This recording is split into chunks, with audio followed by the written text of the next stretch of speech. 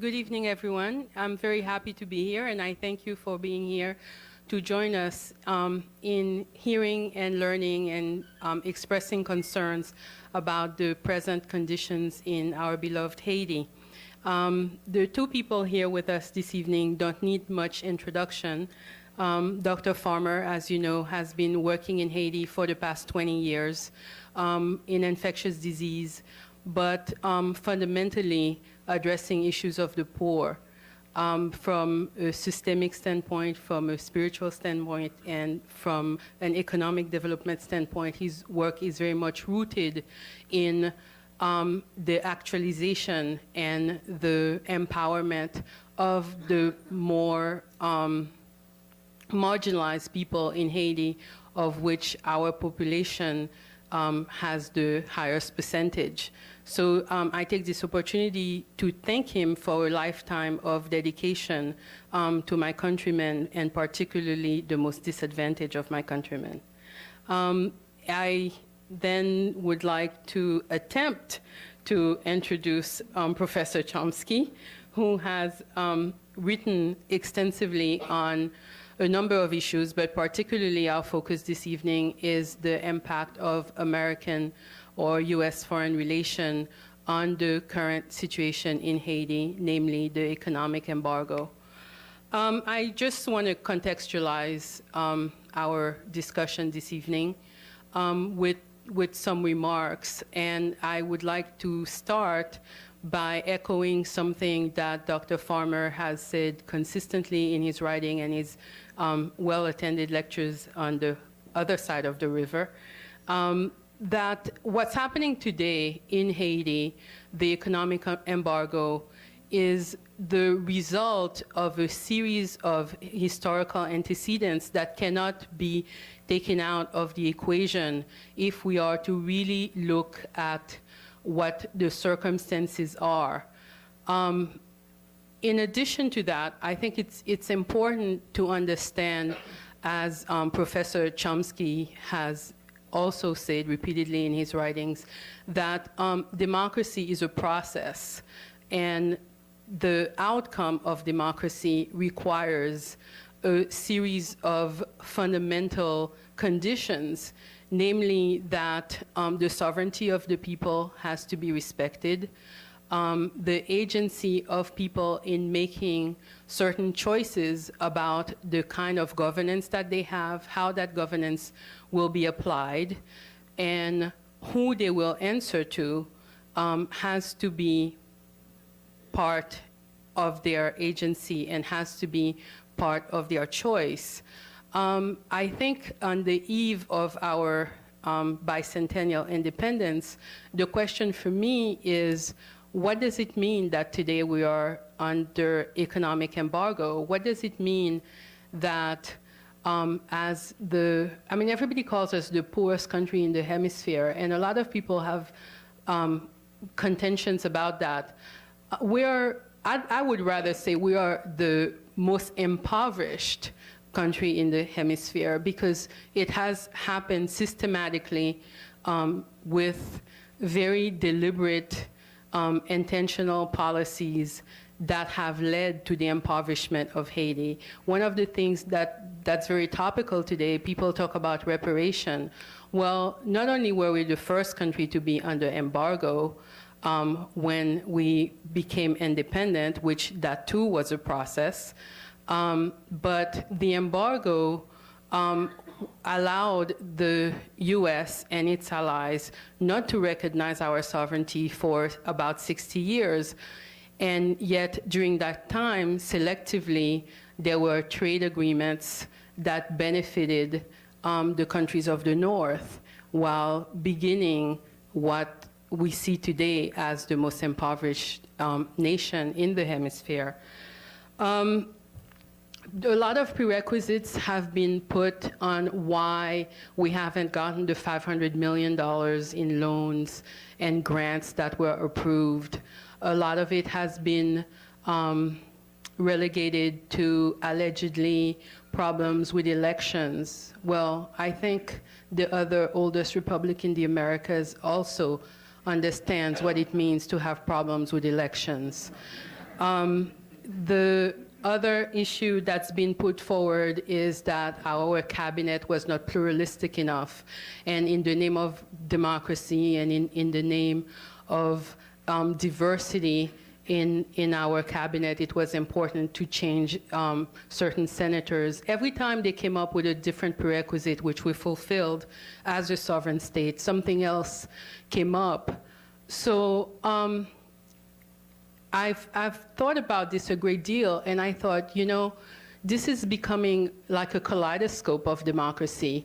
And the colors are changing, the shapes are changing, the demands are changing, and we're not getting a fixed picture from the powers of the North as to what it is that they want in order to release the funds which are hampering any humanitarian endeavors, any humanitarian initiatives, and any real fundamental systems and building blocks for the democracy that we fought for from the very beginning.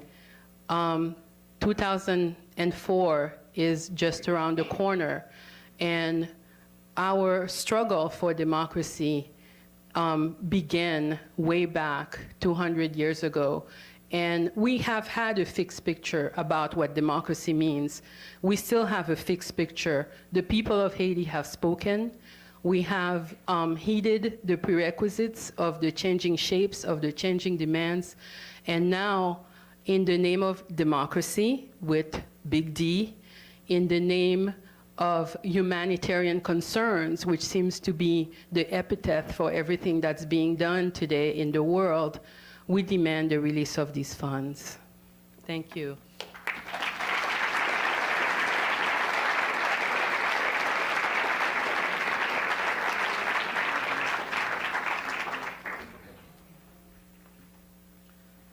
So now Professor Chomsky is going to talk to us and share his thoughts about the implications of American foreign policy on the economic embargo imposed on our country today.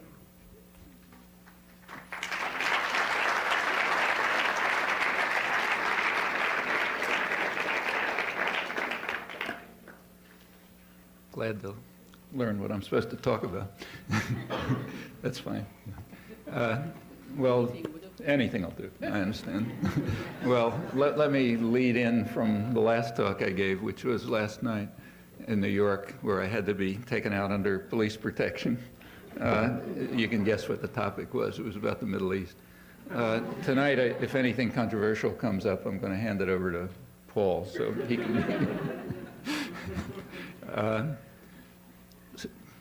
well, a word about the Middle East. The maybe just so I can have some continuity.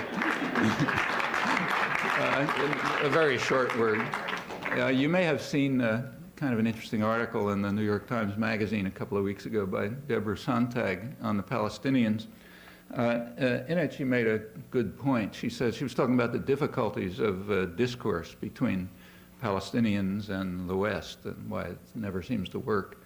And the problem that she pointed to is quite real. She said the Palestinians keep harping on history, where history means anything that happened more than about 5 minutes ago. And the West doesn't want to waste time on all this sort of old-fashioned, boring nonsense, but just get on so that the West can lead the way to a glorious future. And that makes discourse really hard. And actually, that point generalizes all over the world. Those who have their boot on somebody's neck never want to know how it got that way. That's boring, old-fashioned, dusty old stuff. Let's just go on with our boot on the neck and make it even better. But the ones who have their neck under the boot, they somehow have a different view of things because they're backward and uncivilized and, you know, that sort of savage, you know. I was asked to say a couple of words about the background, including the history, meaning what happened more than 5 minutes ago, which puts me on the side of the victims, so that's good. I'm happy to take that position. That's the position we ought to take. No, not necessary to say. As far as democracy is concerned, I think it's very clear why Haiti doesn't meet the standards of democracy. The same reason it didn't meet the standards 10 years ago when it had its first democratic election. The election just came out the wrong way. The election was, the U.S. was certain, confident that the election would be won by its candidate, World Bank official, who would lead the country to, on to this brand new era of neoliberalism that had already had a certain history in Haiti. He got 14% of the vote. And out of the woodwork came a populist priest who got 2/3 of the vote without any funds or any publicity or anything else, because things had been going on in the country that nobody paid any attention to. They were in the slums or in the hills and places where no real people live. But they had organized a vibrant democratic society, maybe the most democratic society in the hemisphere, maybe in the world, but on their own, without control from above. And that doesn't fly. That's not democracy. It's not for us or anyone else. And furthermore, this is pretty official. So instead of quoting myself, I'll quote a real expert.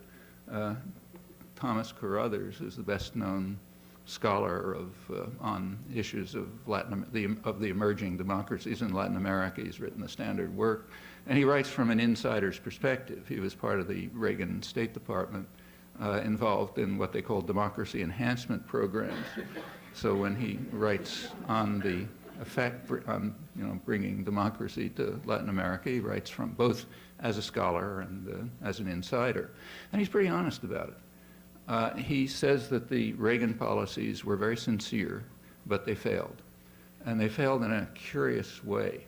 He said in the areas where U.S. influence was least, namely in the southern cone of Latin America, there were real steps towards democracy, which the Reagan administration tried to prevent, but wasn't able to prevent. They sort of happened anyway. So, in the areas closer, where the United States has much more influence and control, in fact, has basically run it for a century or more, the policies still were sincere, but they just didn't work. And the reason was that the United States, he says, wanted top-down democracy in which the traditional ruling elites who have been associated with the United States remain in power, but under democratic forms. And in a sense, that was achieved, but as an honest person, he thinks that's not real democracy. But he's correct. That's exactly what the United States wants, and you'd expect any powerful state to want. Some kind of formal democracy because it sort of looks good, but top-down forms in which traditional elites, those who have concentrated wealth and power in their hands because of their alliances with the boss in the West, us in this case, they have to remain in power. Incidentally, the same picture is held for the United States itself, or always has been back to the Constitutional Convention. So that's the picture for us, and it's got to be the picture for everyone else. There's even a technical name for it in the academic literature. It's called polyarchy. So theorists of democracy argue that we ought to have polyarchy, not democracy. Polyarchy means small groups of elites, what James Madison called the wealth of the nation, the wise section, those who have sympathy with property and its rights. They ought to rule. The rest ought to be factionalized.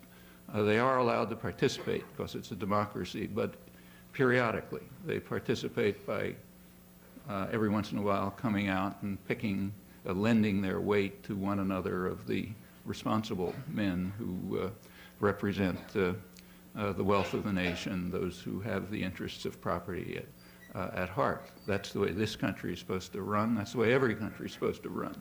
And that means if a populist priest comes out of the woodwork with 2/3 of the vote, without any money or any publicity, just basing himself on grassroots organizations that aren't supposed to exist, that's not the right kind of democracy. So, of course, it has to be stopped. And that standard, Haiti still hadn't, they're kind of backward and uncivilized and haven't figured this out yet.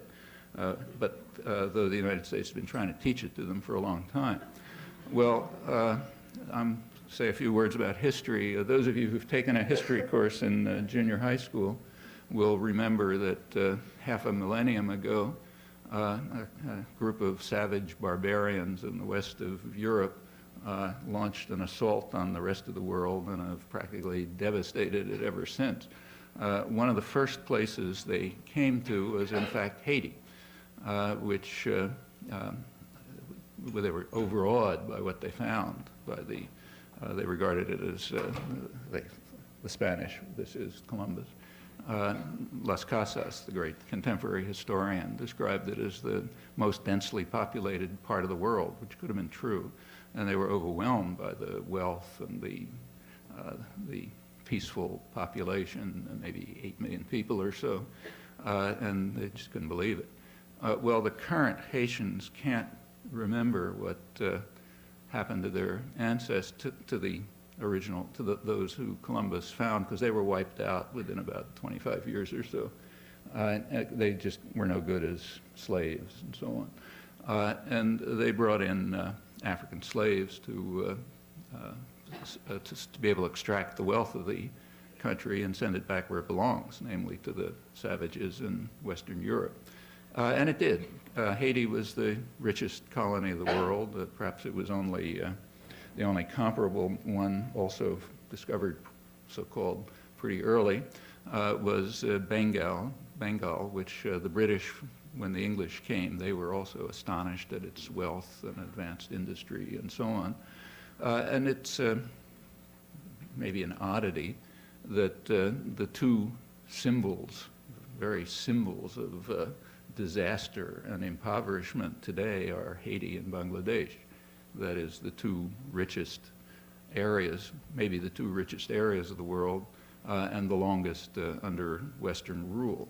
Actually, that generalization kind of extends to the Western Hemisphere itself. In the 20th century, Haiti has been the leading beneficiary of U.S. intervention, all kinds, military occupation, aid, experimental programs, scientific approaches to how to do things. And oddly, it's the most impoverished country in the hemisphere. There are two countries that vie for second place. Every year they shift a little. They're Guatemala and Nicaragua, which by accident happen to be the second major targets of U.S. intervention in the hemisphere.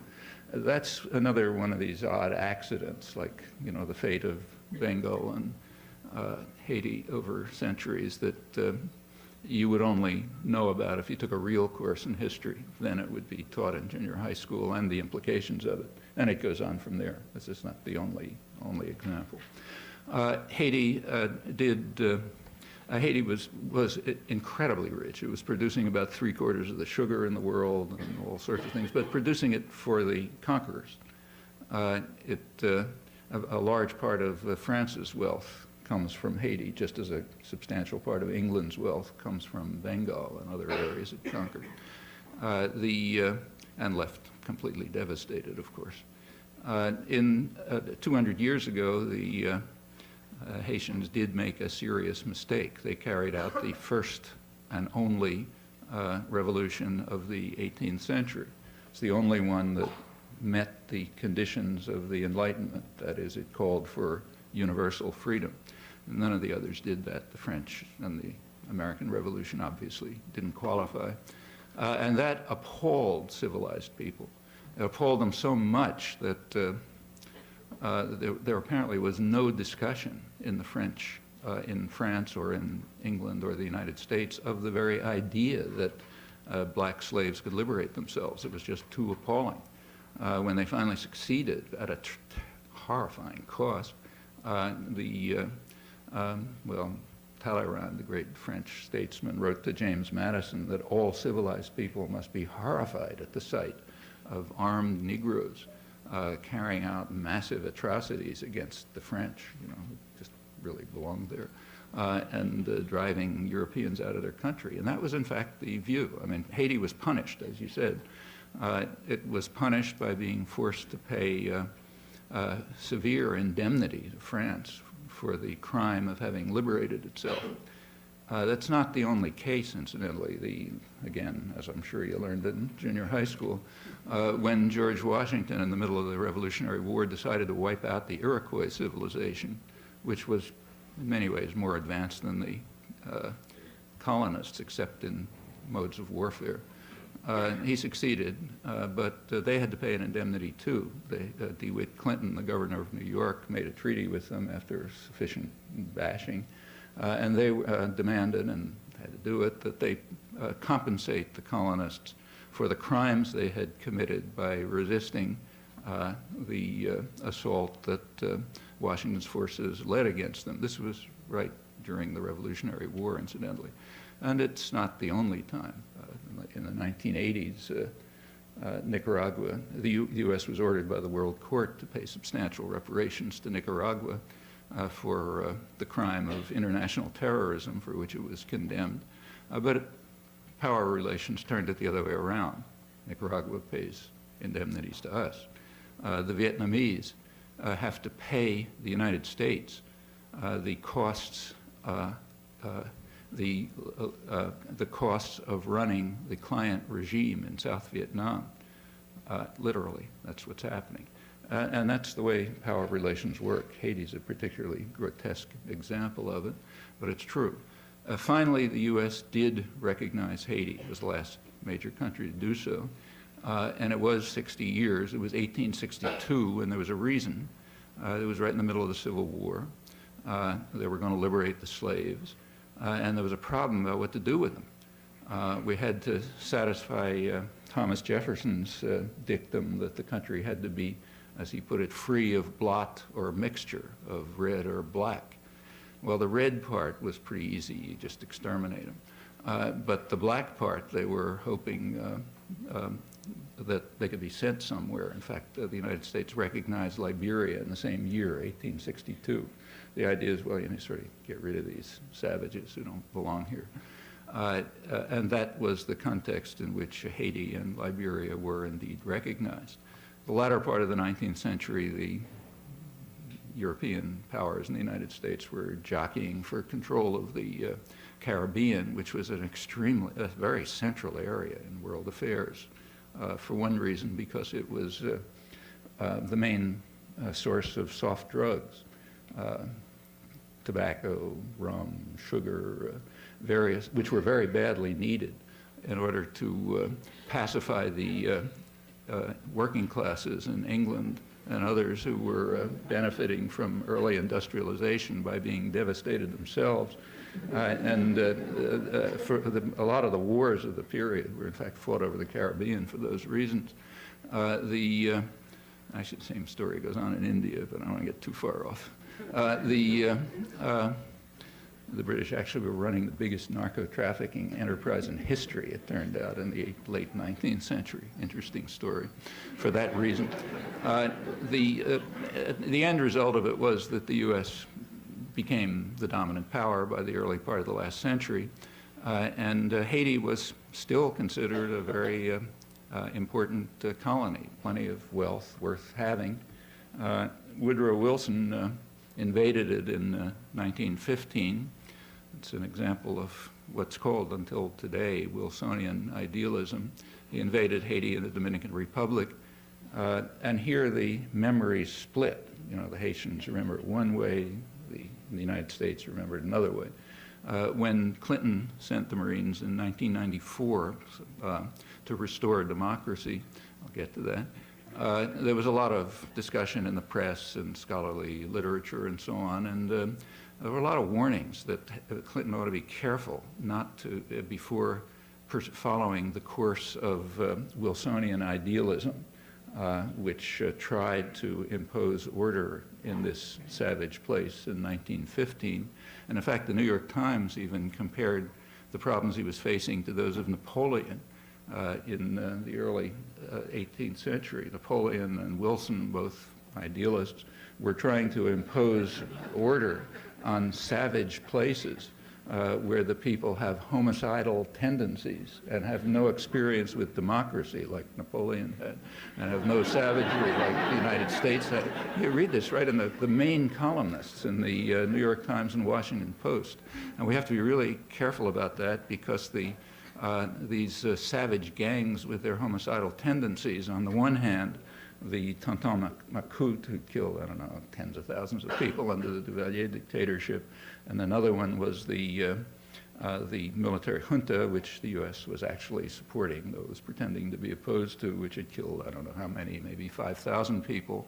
And then the third homicidal gang was the peasants in the hills and the people in the slums who had conducted, who had really made this hideous error of having voted in as president somebody who was going to carry out reformist policies. So between these three gangs with their homicidal tendencies, seeking revenge in the traditional Haitian fashion, barbarians who don't understand anything about civilization and stuff, which is exactly the way it's discussed. The U.S. should be cautious. From the Haitian point of, from the U.S. point of view, the Wilson occupation was benevolent. So in 1994, leading historians like David Landis at Harvard explained that this was a period that really brought many benefits to Haiti for the first time. But as he pointed out, even the most benevolent occupation does sometimes arouse resentment. So the Haitians kind of didn't all totally applaud. And others chimed in with the same story, other distinguished figures. The State Department had explained at the time, and this goes into history, that many of the measures that Wilson introduced were indeed very benevolent. So, for example, they induced the Haitians, as the State Department put it, by rather high-handed methods. I'll come back to those. But they induced the Haitians to accept progressive changes in the Constitution. See, these backward people had laws which prevented foreigners from buying up the entire country.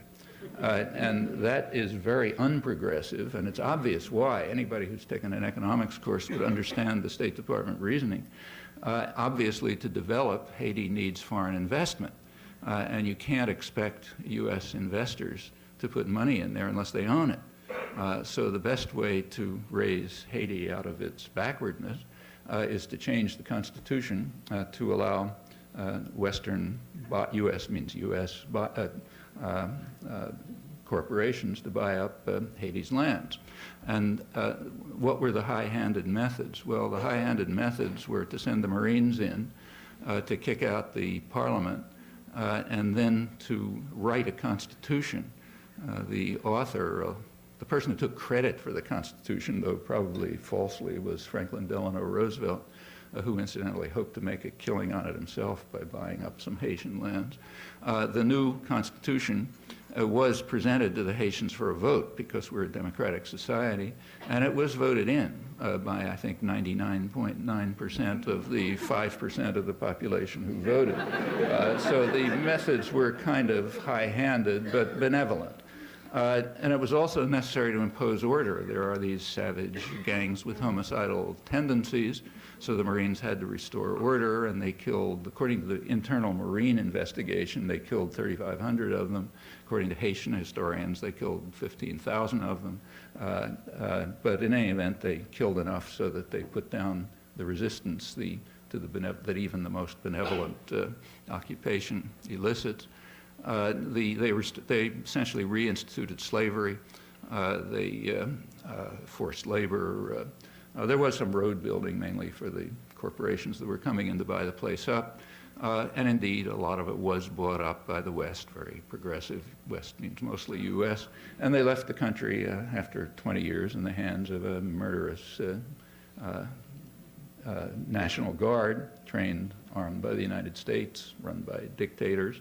Exactly the same thing happened in the next door Dominican Republic, except in Haiti it was a little more vicious. because there was plenty of racism with regard to the Dominican Republic, but they were only spics and dagos in the terminology that was used, whereas in Haiti they were niggers.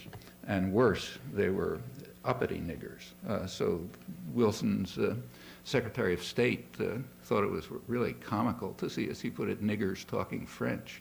Boy, this is really funny. And they really had to be put down. So it was sort of similar in the two countries, but two halves of the island, but much more vicious in Haiti. After that comes a period of U.S. domination from a little bit of a distance. So the Marines finally left after 20 years, but the U.S. kept control. This is in the 30s now. At that time, Haiti, according to U.S. producers, agricultural producers, Haiti was producing cotton, for example, more efficiently than the United States was. But that's no good. They had to be taught scientific methods of agriculture. So during the Second World War, when the United States needed rubber and other commodities for the war effort, it just took over very large parts of Haitian agricultural lands and turned them over to scientific methods of production of rubber and other crops. Total failure. A couple of tons of rubber came out, but the country was devastated. When peasants were finally able to go back to what used to be their lands, it was practically desert. Trees had been destroyed, the irrigation had been destroyed, and there's nothing there. Only the first of a number of scientific experiments. There were others. Meanwhile, it was under U.S.-backed dictatorships. In the 1970s, the World Bank and USAID decided to lend their assistance to this backward country, and they initiated a course of economic development that was going to turn Haiti into, as they put it, the Taiwan of the Caribbean. They really had a bright future ahead of them. The method was to destroy wasteful activities like agricultural production for your own use, because again, if you've taken an economics course, it's much more efficient to buy highly subsidized U.S. agribusiness exports instead of wasting your time producing your own food or producing anything else. And the idea was to turn Haiti into an assembly plant, essentially, for U.S. corporations, and who were very happy to use Haitian workers. They said they're very docile and disciplined, especially when they've got a military dictatorship and an army sitting on their necks. And they are much cheaper than the ones in, say, Panama and other places where, we haven't had that much progress. So it was going to, and in fact, this went along with other experiments, like, for example, USAID, Paul's written about this, decided that Haiti, a lot of the Haitian peasant economy was based on a very hardy breed of pigs. They were used not only for food, but it's a whole big part of the culture. But the scientific agricultural experts decided that these pigs might be susceptible to swine flu, although there wasn't any. So they decided the best idea would be to wipe them out, which they did, and replace them with better pigs, ones from Iowa. So they brought in fancy pigs from Iowa, which, is that what they're called? White pigs? Yeah, white pigs. And they're great as long as you keep them in air-conditioned places and feed them with very fancy food that you buy from U.S. producers, at a high cost. So you can actually keep one of these pigs, apparently, if you have an income about, 3 times that of the annual income of a peasant in Haiti. That was another contribution. Meanwhile, the economic miracle proceeded. Haiti was turned on its way to becoming the Taiwan of the Caribbean. During the 1980s, wages dropped by about 50%. Haiti was self-sufficient in rice, virtually and in fact a pretty efficient rice producer. It could have been better even. But that's inefficient. So they were forced to adopt the standard neoliberal package, structural adjustment package, cut your tariffs, privatize, that sort of thing. The result was that Haiti now produces, I don't know what it is, maybe 50% of its rice, maybe less, something like that, because Haitian producers, no matter how efficient they are, cannot compete with U.S. agribusiness, which is getting 40% of its income from subsidies, government subsidies, under the Reagan administration. Remember, this is free market theory, which has a traditional form. It's markets for you, but state protection for me. You know, that's the way it's run for hundreds of years, and that's why the world is divided into a first world and a third world. Actually, that's literally very close to true. So Haitian peasants, of course, can't compete with highly subsidized U.S. agribusiness, and they were wiped out. Now, in the neoliberal order, this free world that we live in, Haiti has a remedy. They can impose anti-dumping restrictions on the United States. That is, they can threaten the United States that they'll close the Haitian market to U.S. exports. The same way that Clinton does, for example, when U.S. consumers prefer Mexican tomatoes or Japanese supercomputers, he can just close the market to Mexico and Japan unless they threaten to do so, unless they stop exporting, and then they stop for odd reasons. And Haiti can do the same to the United States, because after all, it is a free system. It's the World Trade Organization rules, but for some reason they didn't do it. You can figure out why.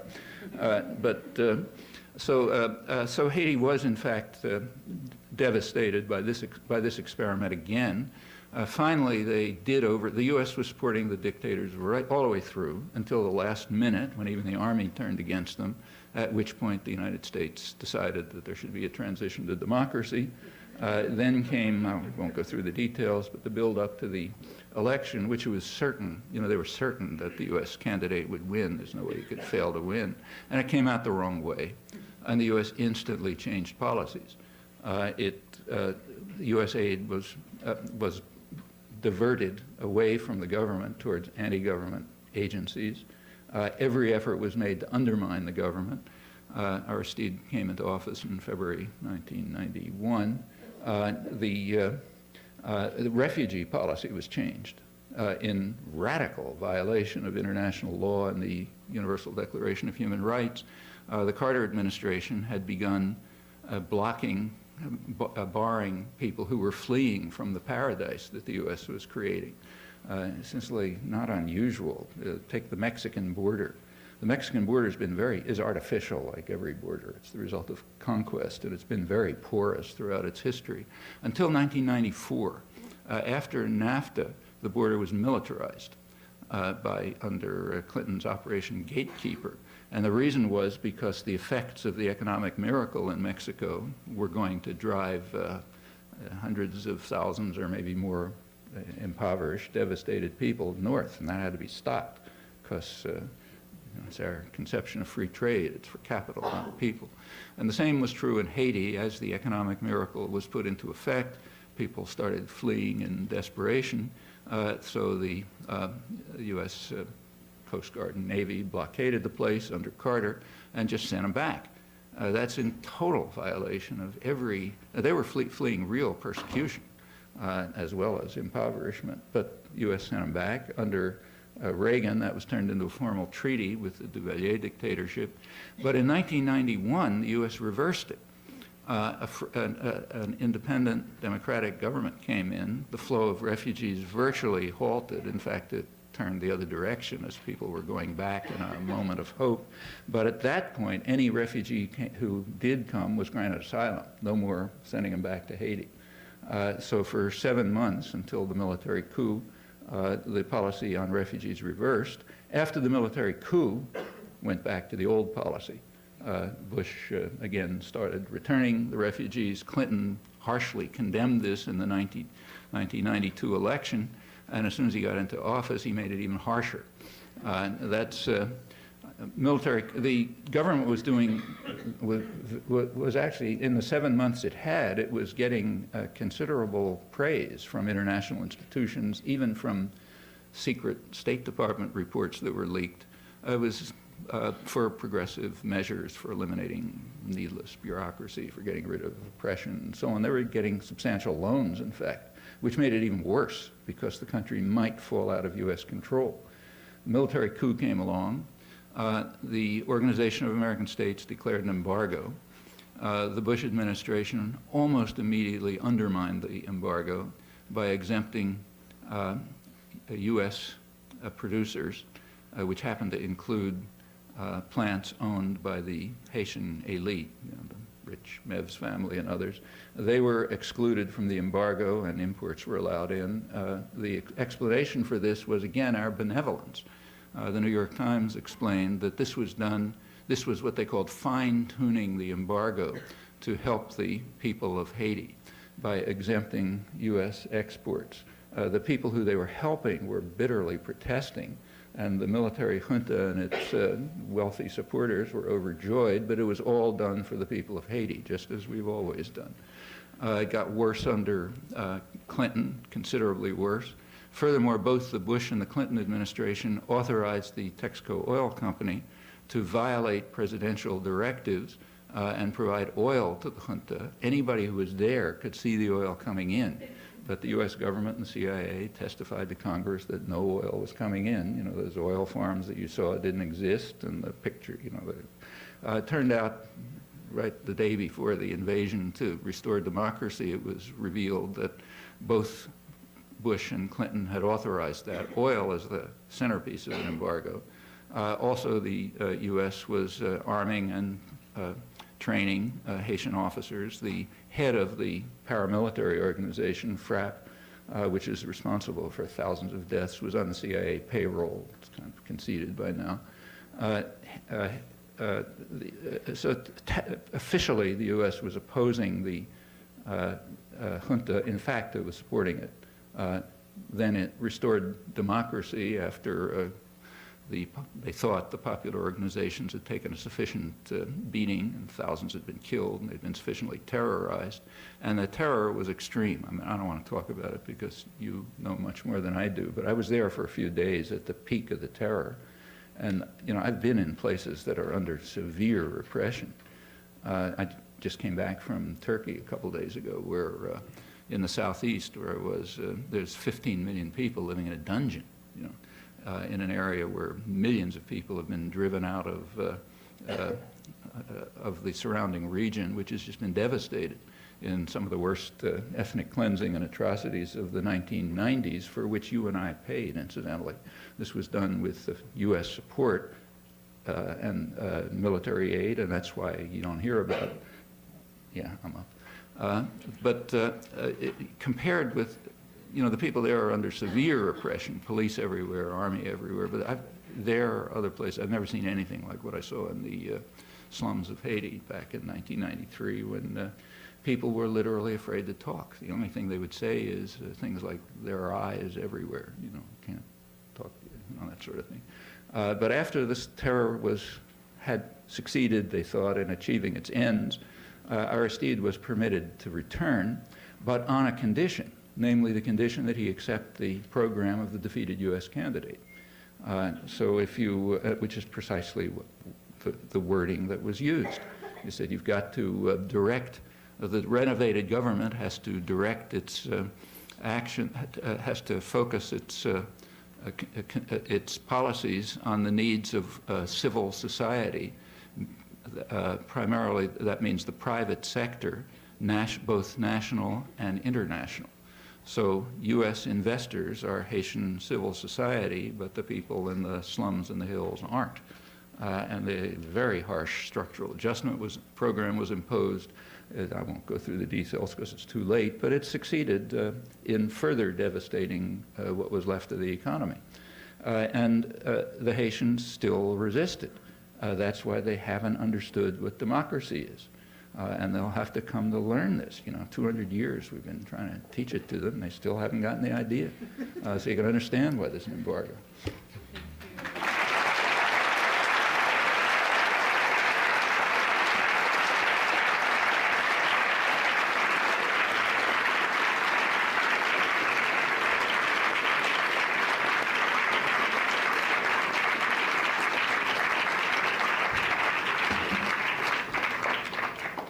Thank you, Professor Chomsky, for laying the groundwork for Dr. Farmer's current analysis of the Haitian situation, economic, political, in the backyard of democracy. Thank you.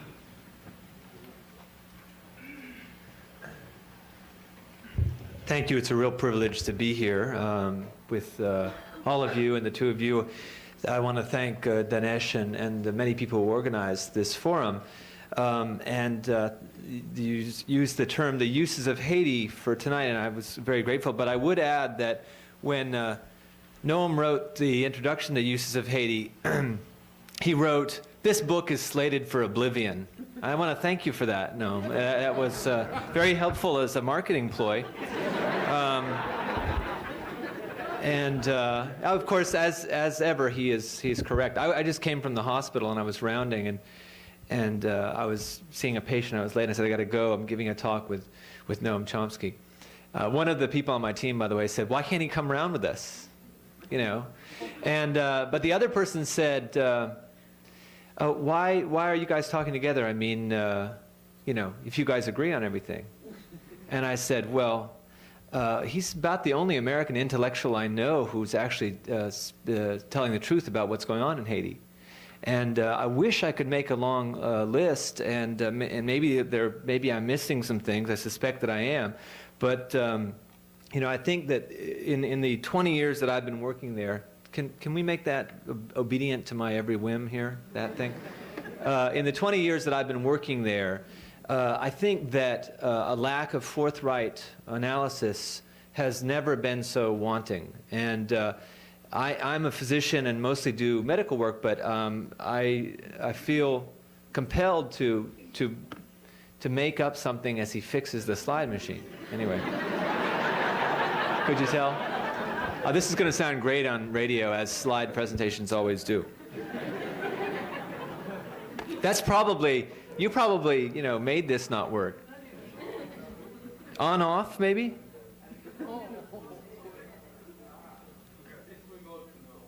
Yeah, it's not real remote. There we go. Is it on? Nancy, don't take away from my time. That was their fault.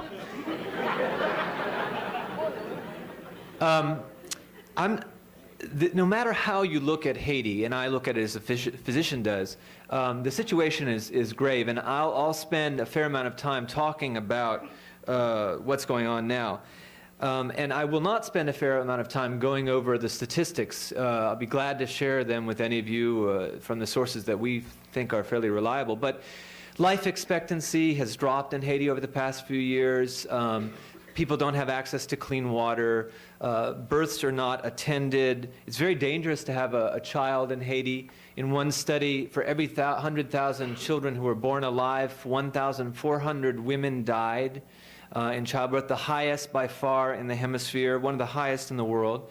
And so as someone who works with many others who are providing healthcare services to people living in rural Haiti, into one of the poorer parts of Haiti, which is saying a lot, we need to be concerned and engaged in understanding what is driving forward this really wall of pathology. And I'm, of course, thinking about pathology in terms of individual patients' illness, but the pathology, as Noam has said, is social in origin and is transnational in origin and is historically rooted in a series of processes that, unfortunately, for many of our commentators, did happen more than 5 minutes ago. And so understanding what's happening now means that we have to understand what has happened in the past. The decline of the Haitian economy in recent years has been severe. It's been one of the most striking trends in Latin America. This is from the United Nations Development Program, what I've called here economic devolution, shows the negative growth rates of the economy. And there are many ways of looking at misery. I do have to wonder who puts together things like the Human Suffering Index. It's not really what I would like to do as a pastime. But when something called the Human Suffering Index was put together and first published not too long ago, Haiti was the only country in the hemisphere that figured in the top 5. It was number 3. And the only 2 other countries ahead of it were both in the middle of a civil war. And in reflecting on this datum of Haiti ranking number 3 in terms of human suffering, you came to think about the conditions there as a sort of war, and it's a war of the rich against the poor, basically, and the rich, of course, are sitting in many different places, not so much in Haiti right now, but they're there too, and waging a sort of war. And a patient who I saw in the clinic said, it's like a war here. Every day the fight for food and wood and water. And that's what the situation is reduced to in Haiti. Every day the fight for food and wood and water. Wood, of course, to cook the food. So Haiti has become, and this is from The Economist, the nightmare next door. And it's very important to find out why. And you should look back at the characters of the American occupation during that time. The characters not of the American occupation, but really in the American press at the time of the occupation of Haiti, which were very similar to the one I just showed you. Now, back to this question of more than 5 minutes ago. This was a comment made by John le Carré, the English novelist, who wrote in The Nation about a war we cannot win. And Noam already said it. Suggesting that there is a historical context for the recent atrocities is by implication to make excuses for them. Anyone who is with us doesn't do that, doesn't do historical analysis. Anyone who does is against us. And he's referring very specifically to, he was referring this essay to discussions about what happened here on September 11th. Now I'm going to, of course, Noam used another expression, those with their boot on the neck don't want people who have their neck constrained in that manner to be asking questions about history or making comments. And I'm going to do just that in talking about, echoing many of the things that were already said, but I want to add a couple to that. And I can speed through this part because Noam went through it already. The first European settlement in the New World was in Haiti. And that's where, in fact, one of those three ships, I can't remember which one, I'm sorry, Noam will of course know, foundered off the coast of Haiti in 1492, and part of the wreckage was used to make one of the first European settlement in the New World. And the fact that as many as 8 million people could have lived on that island then in 1492 is just an astounding and horrific thought. And that figure of 8 million comes from demographers at the University of California who are using mathematical models to try and figure out how densely populated the country was in 1492. An astounding and terrible series of events. But as already been mentioned, if the Indians wouldn't do it as slaves, then we needed more hardy slaves, and this is actually the subject of great interest in Haitian scholarship and history, was the change from using indigenous slaves to kidnapping people in Western Africa.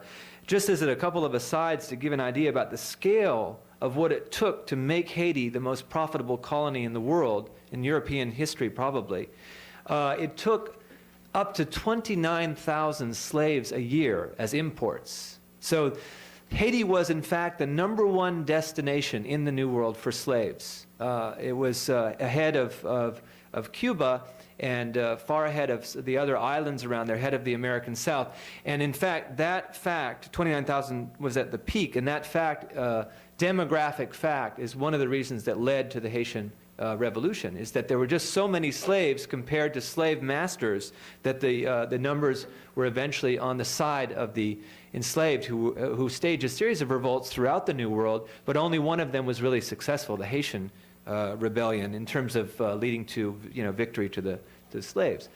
And from 1697 on, it was the French who were the slave masters, and they replaced over the ensuing century the Spanish, and made Haiti into a really earnest producer of tropical produce, coffee. By the way, please don't be knocking soft drugs. Coffee, sugar, cotton, indigo, other things that couldn't be grown in Europe. And Haiti was, as has been mentioned, providing about 2/3 of all European tropical produce by the time of the French Revolution. The French Revolution. Got to get that right. And I think the Haitians, or it would be in agreement that the Haitians here tonight, I know the Haitians in Haiti are in agreement, that none of these revolutions in Europe were really serious. As the Haitians would say, that they weren't serious, because any serious revolution would, of course, liberate the slaves. When the slave-owning mulattoes went to France to speak in front of the national parliament in France, the so-called revolutionary parliament, they went to argue for the right of mulattoes to own slaves. So again, I have to ask how resonant is that performance of the first Haitian elite with their performance in the ensuing 200 years.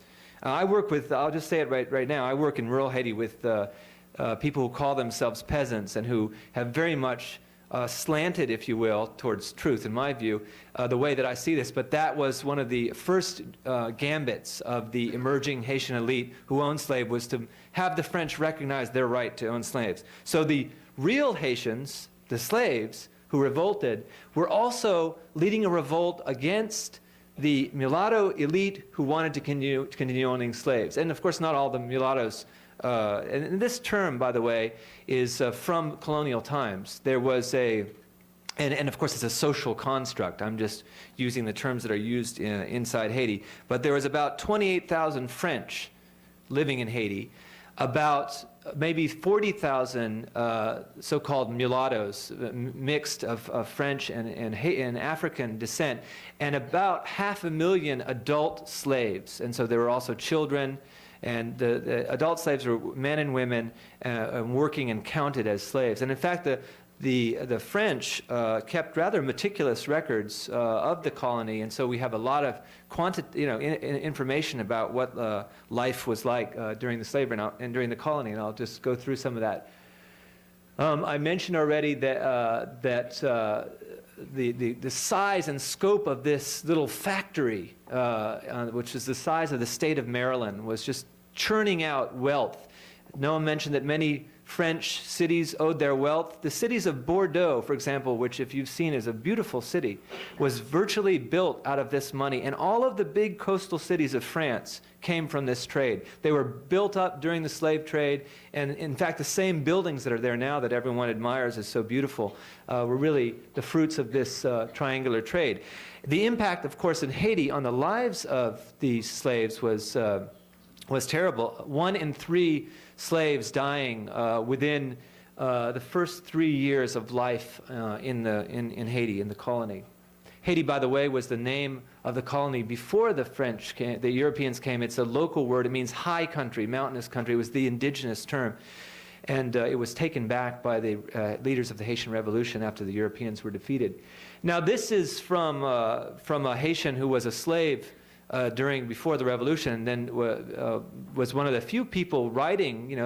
Of course, in the United States, we really don't have a lot of testimonies from slaves, narratives from slaves, and it's a very interesting area of historical scholarship. But in Haiti, there actually are, because after the revolution, many people wrote about their experience. And I won't read this to you here. You can read it, but I know that it says, have they not, and then lists the crimes against the slaves that the French perpetrated.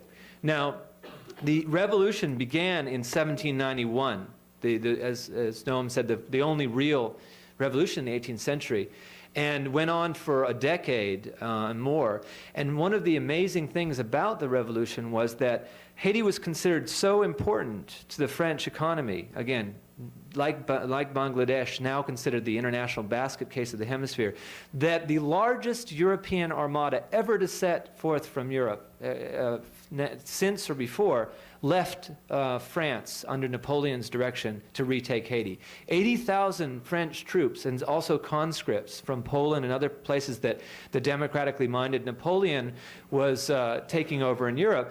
80,000 troops, 40,000 Navy and 40,000 ground troops went to Haiti, which again, even to this day, is just astounding to think of that sort of movement of troops across the Atlantic. And he sent his brother-in-law, General Leclerc, who was married to Pauline Bonaparte, who died in Haiti, in northern Haiti, never returned. Pauline Bonaparte also lived there.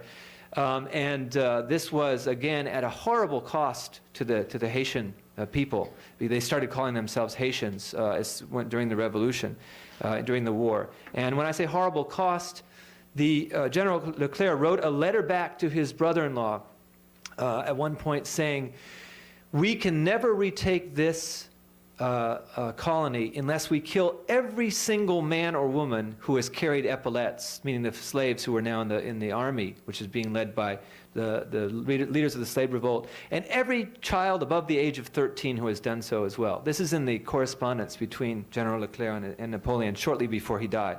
So he already was sending messages back home that this was not going to work, that they were going to fail unless they had a campaign to wipe out all of the adults, and by adults, as he said, 13 years and over.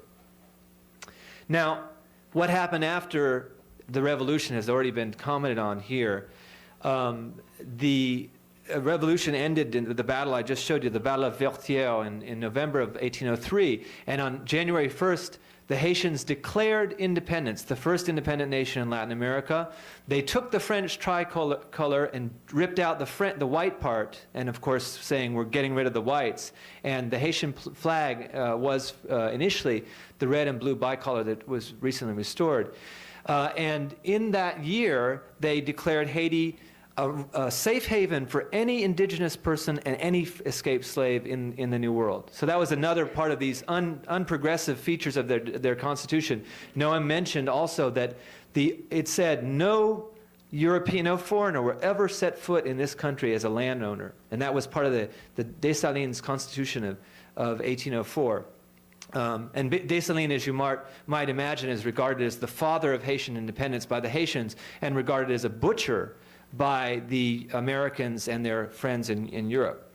Now, how does this work itself out? Nancy used the word trade embargo, but actually what we usually do with Haiti is not a trade embargo.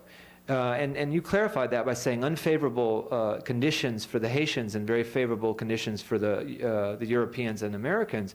But it's not a trade embargo. It was a refusal to recognize Haiti's independence as a state. And as has already been said, this went on till 1862. And this is just stuff from, again, the U.S. official congressional record. Noam gave me advice years ago. He said, if you're going to write books like that one, try to use formal U.S. official sources. And I've followed that over the years. It's a great source, of information about our policy. And this is 1824, a senator from South Carolina. Since this is being taped, I'll read it. Our policy with regard to Haiti is plain.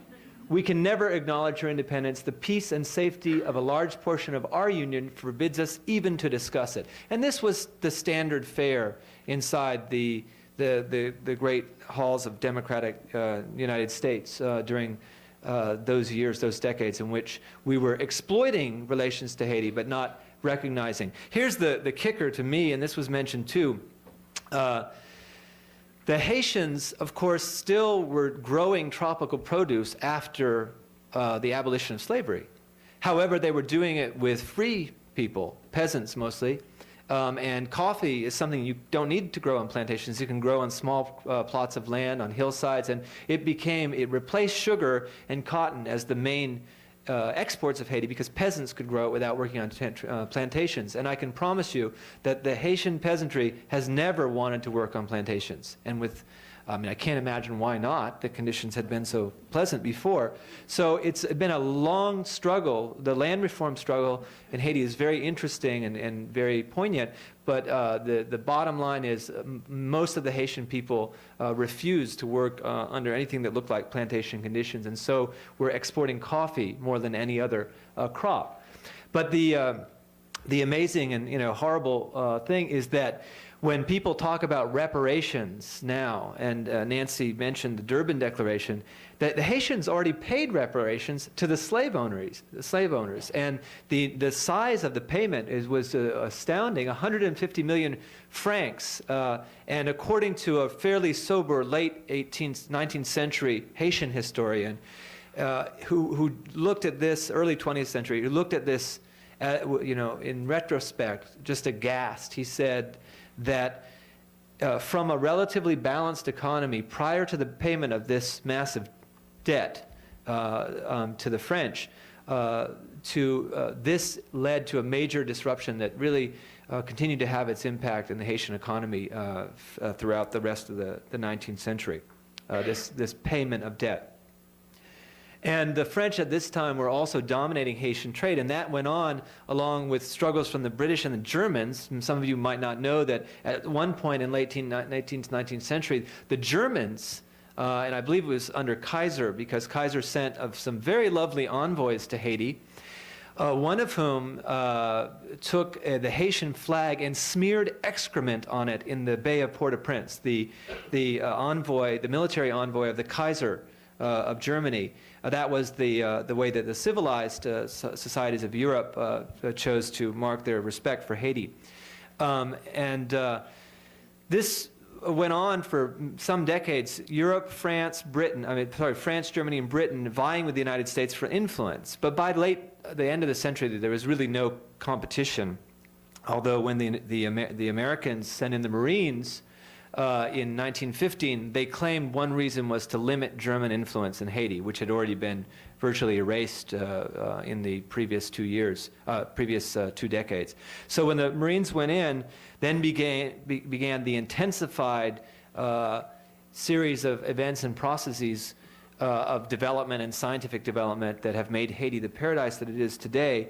I would just add that the modern Haitian army was created by an act of Congress, U.S. Congress, and signed into existence in Washington. And I'm going to soon switch to a sort of local analysis, but when I talk about the valley in which we've been working for a long time, you'll see very similar kinds of events that are really transnational. I mean, the modern Haitian army, how often do we acknowledge that the army that we suddenly declared a rogue army after really uncompromising and ongoing support for many decades was really created by the American occupiers, not just trained but created. And then in came the agribusiness and missionaries of the early part of the last century, 20th century, and the kind of appropriations of land that Noah mentioned in his talk were really huge plots of land to U.S.-owned, these were usually with these sort of partnerships with the Haitian elites, so that there would be Haitian elite ownership, meaning wealthy people in Haiti, and U.S. ownership of a plantation. Noah mentioned rubber, but during the World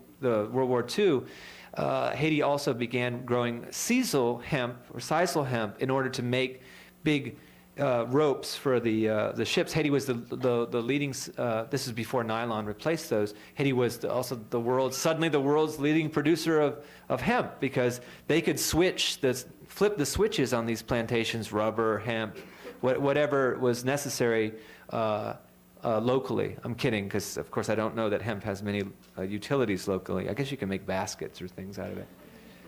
Now, what can we read in that great journal, our National Journal of Record, the New York Times? It's already been quoted today. Instability was the pretext, reducing German influence during the war. The Convention Haitiano-Américaine, spelled wrong, sorry, was basically gave the United States complete administrative control of Haiti, including the ability, as was mentioned, to rewrite the Constitution, to remove those very unprogressive features of the Haitian Constitution. And the troops stayed in Haiti until 1934, and you already heard about the resistance. The Haitian people gave spirited resistance to the occupation, and that resistance was based among the peasantry. In the very place where I work, Central Haiti, Central Plateau, that's where the resistance was based. It did not come from the Haitian elite, although there were some intellectuals who opposed the American operation in their own somewhat timorous way compared to the peasantry, who really opposed it. The occupation of Haiti led to the restoration of forced labor crews, la corvée. The major roads built during that time were built largely with forced labor. There's grotesque documentation of this available in the historical record, and it was very interesting to see how it gets retold, sanitized and retold in the non-Haitian accountings of this, but the Haitian accountings have the added advantage of being correct. Now, this led rather seamlessly, in fact, to the Duvalier family dictatorship. That is, there was no one could come to power in Haiti without the benediction of the U.S. government. From the time of the occupation, of course, when it was overt and formal. But from 1934 until 1990, that was really the prerequisite for coming to power, was to have U.S. backing, and from the U.S. ambassador and from the latest whatever U.S. ID might be called on that particular day, or the other U.S. institutions. And so François Duvalier, again, I think there's a lot of confusion about this. François Duvalier was supported by the American embassy in Haiti in 1957. He received the report of the embassy, because you read a lot about the United States' spirited resistance to the Duvalier dictatorship. Of course not in Haiti, but in the United States. But it was pretty unremitting, our support for the Duvalier dictatorship. There were a couple of years where the activities of the dictatorship were so terrible. I mean, just to give an example, which again seems to have escaped everybody's mind when they're talking about the reign of terror that exists now. François Duvalier would have someone killed and then display the body across from the airport for days. So that's not very subtle symbolism, according to anthropologists with whom I work. And this was again obviously meant to draw attention to the fact that the dictatorship would tolerate no any sort of challenge to its power. Every single independent press, radio, newspaper, the few independent-minded intellectuals that may have theoretically existed at that time, they left, and or were killed. And it took about 10 years to really shut down any sort of threat from the military, from the army, which was which had been previously the primary determinant of who would come to power, the United States and the Haitian military. Not that those two institutions had any relation, of course. So François Duvalier undermined the army and the opposition, silenced the opposition very completely, and spent the rest of his very long reign. He used to say, "Palais, cimetière." I'm going from the palace to the cemetery, and he did. He was there until he died. And then his 19-year-old son, who had, from what I understand, had never left Haiti, became president of the oldest republic in Latin America, a 19-year-old son, who had, of course, an advanced degree from the Fletcher School. Anyway, I'm kidding. That was a joke. Anyway, I better be good. I'm on tape. Sorry. So,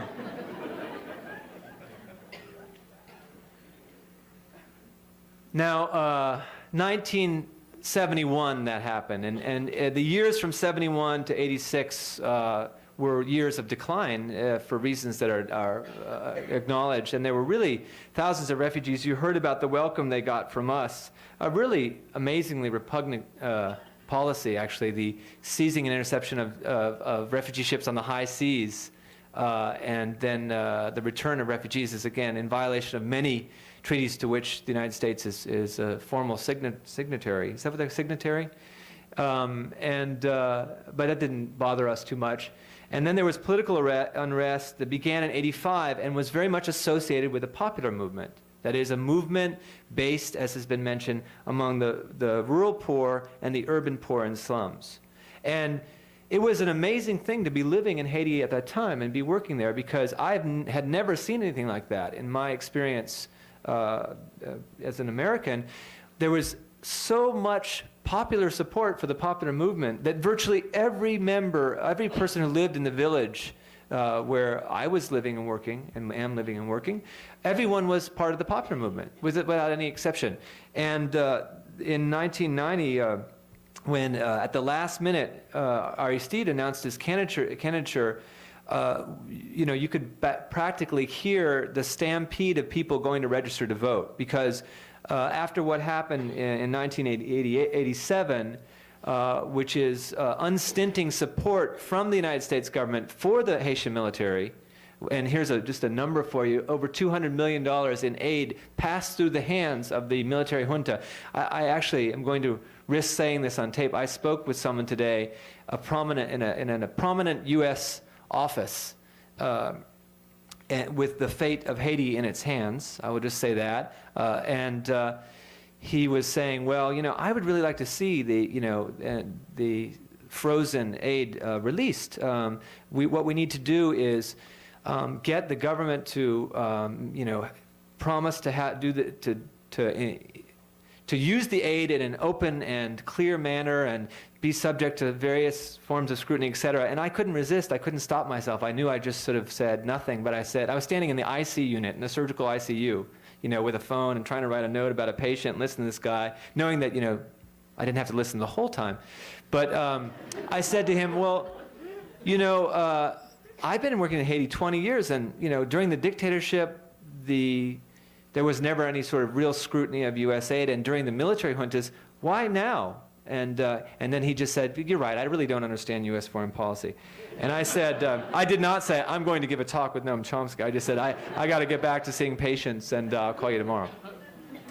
Now, you already heard that we trained a lot of those very delightful military officers who held sway during these times. I'm going to skip ahead to what happened in 1987 and skip through some of the stuff where we work.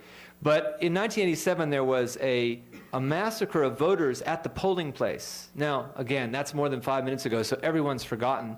But can you imagine, I was there in Haiti that day, and can you imagine seeing groups of people lined up to vote and then, seeing them taken out at the polls? I mean, this was really incredible. And of course, in the middle of a military junta, the reign of a military junta, granted, it is rather far-fetched to suggest that the military may have had something to do with this, but it was pretty clear to the Haitians that this was basically the action of the Haitian army, and which has had no non-Haitian enemies in hundreds of years. Only Haitians have been the enemies of the Haitian army. And so a lot of Haitians were not going to vote in 1990 until Aristide registered. And then it was something like 1 million people registered in the last 2 days. And so to experience that, to see that happen and to experience that was really very eye-opening for me.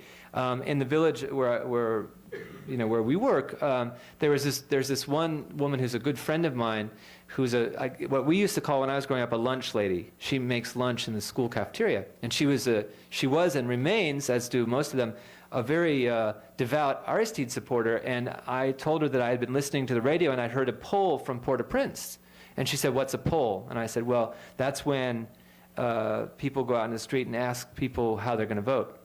And she said, "What did it show?" And I said that Aristide would win over 50% of the vote in the first elections without a runoff. And she said, "Well, that can't be true." And I said, "I thought you were a big Aristide supporter." And she said, "Oh yeah, he'll win 99% of the vote if it's a real election."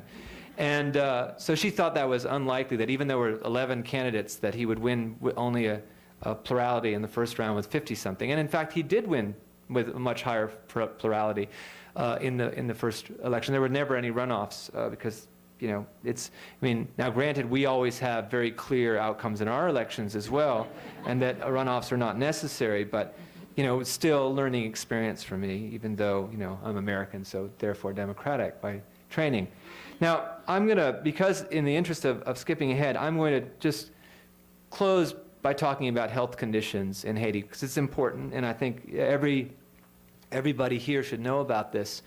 The health situation in Haiti is dire by any kind of criteria, and this is an image of a picture of a girl with typhoid fever, which again, along with tuberculosis, and other what the Haitians call stupid diseases, actually, are the primary determinants of life and death in Haiti. So of course, one of the first things to do is to have a public health system that takes on these problems. This is, by the way, I couldn't resist putting this image up. This is a child with anthrax, and must be because Haiti is a terrorist state that they that they have anthrax there. That was actually brought up in the American press, Haiti has real anthrax, meaning the kind that's caused zoonosis, contact with animals. In the case of this girl, she has anthrax of the face. It was a goat, and someone died of anthrax in this outbreak.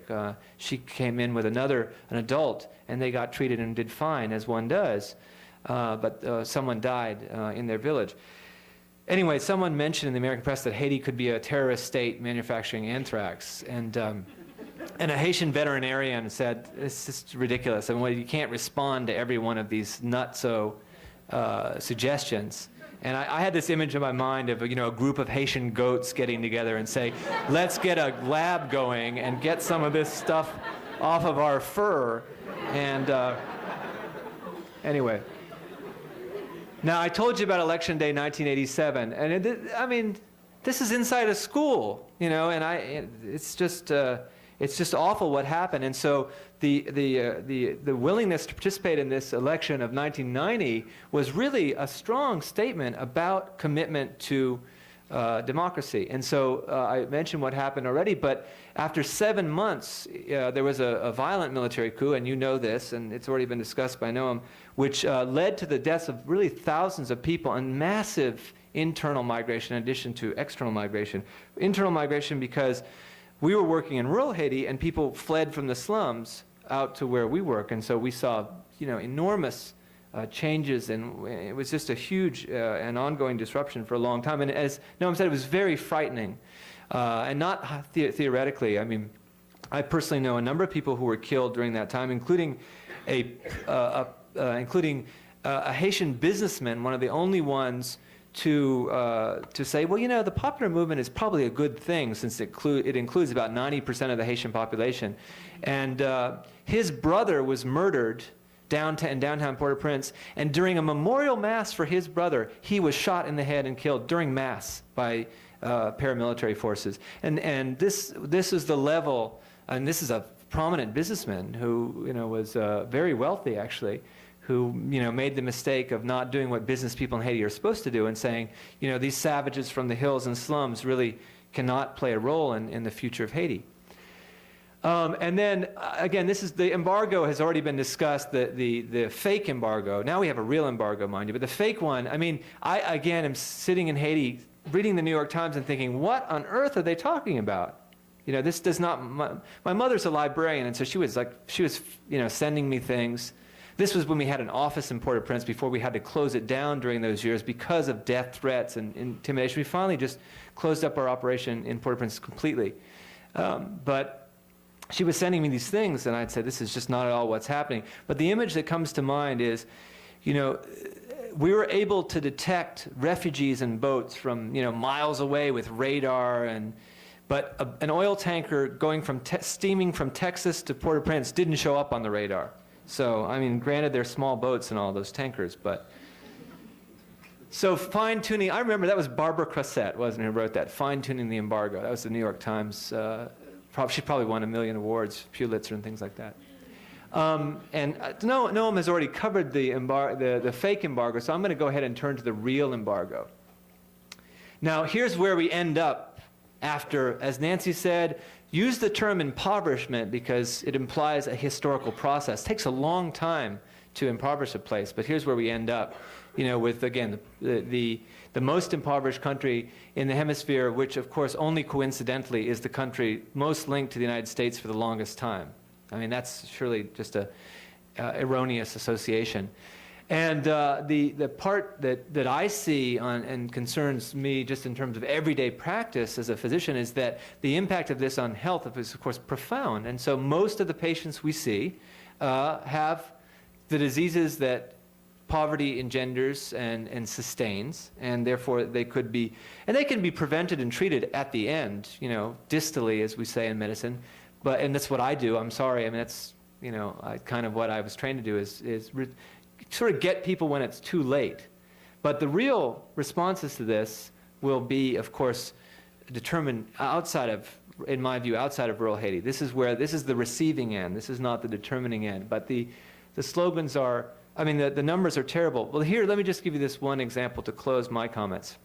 So what would a public health infrastructure do in Haiti? What would a government do if instead of being interested in, imprisoning and arresting, what if it really wanted to promote health? Well, it would have to have capital. It'd have to have funds. You can't do public health with no money. You can't, if you knew the money that gets spent in Massachusetts on public health, I think I was astounded when I saw the numbers. It's something like more of all China and India in just our little tiny state of 6 million people. And it's good. Hey, we like this. You want to, have huge investment in things? Why not choose public health rather than, bombers and things like that? I'm all for it. Sign me up.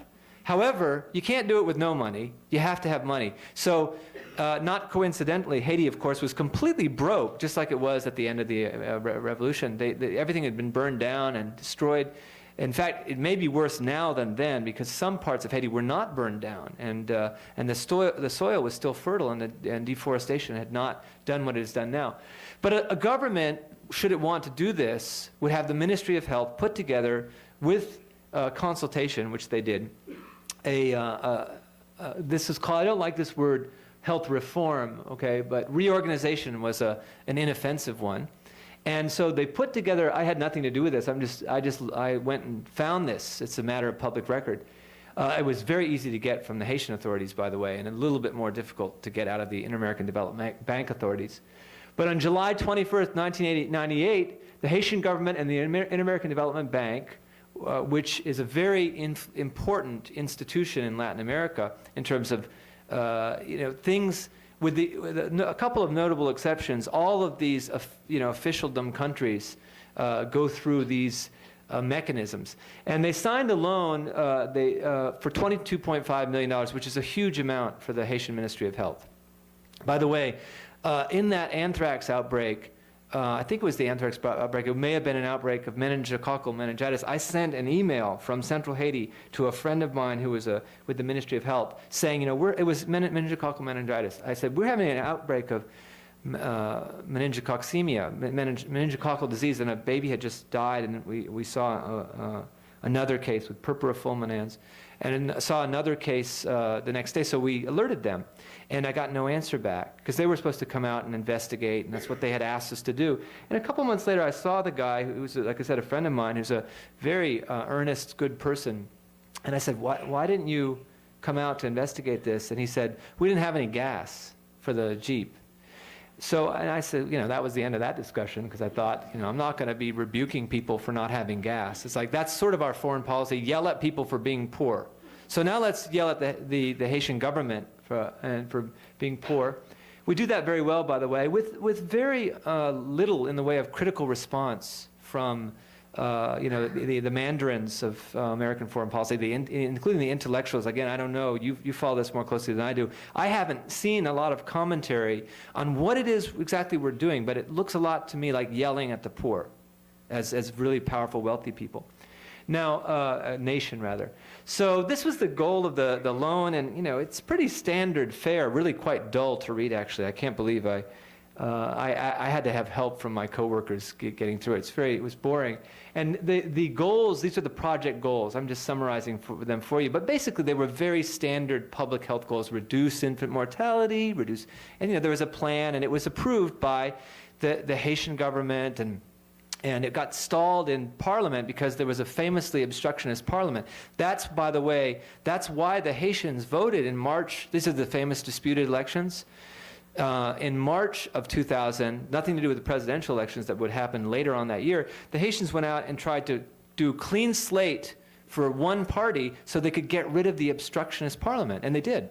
Everybody went out and voted for the same party in order to have the obstructionist Parliament not block every sort of Haitian gridlock of blocking every, and I would say this is by any kind of standard a reasonable proposal, and what you'd want a public health project to look like. So in any case, then what happened? Well, in October 1998, the Haitian Minister of Health presented the project to the legislature, and I just wrote obstructionists, because that's what they were doing. They were basically trying to block everything that came from the central government. This was not under Aristide, by the way. This was under Préval. And then, after the March elections had led to a non-obstructionist parliament, that is, a parliament that would vote to approve proposals from the central government, it was ratified there. And the money, the Inter-American Development Bank said, okay, money's on the way. This was announced in the papers as official. And then there were new conditions put on. And this is when I started hearing about this.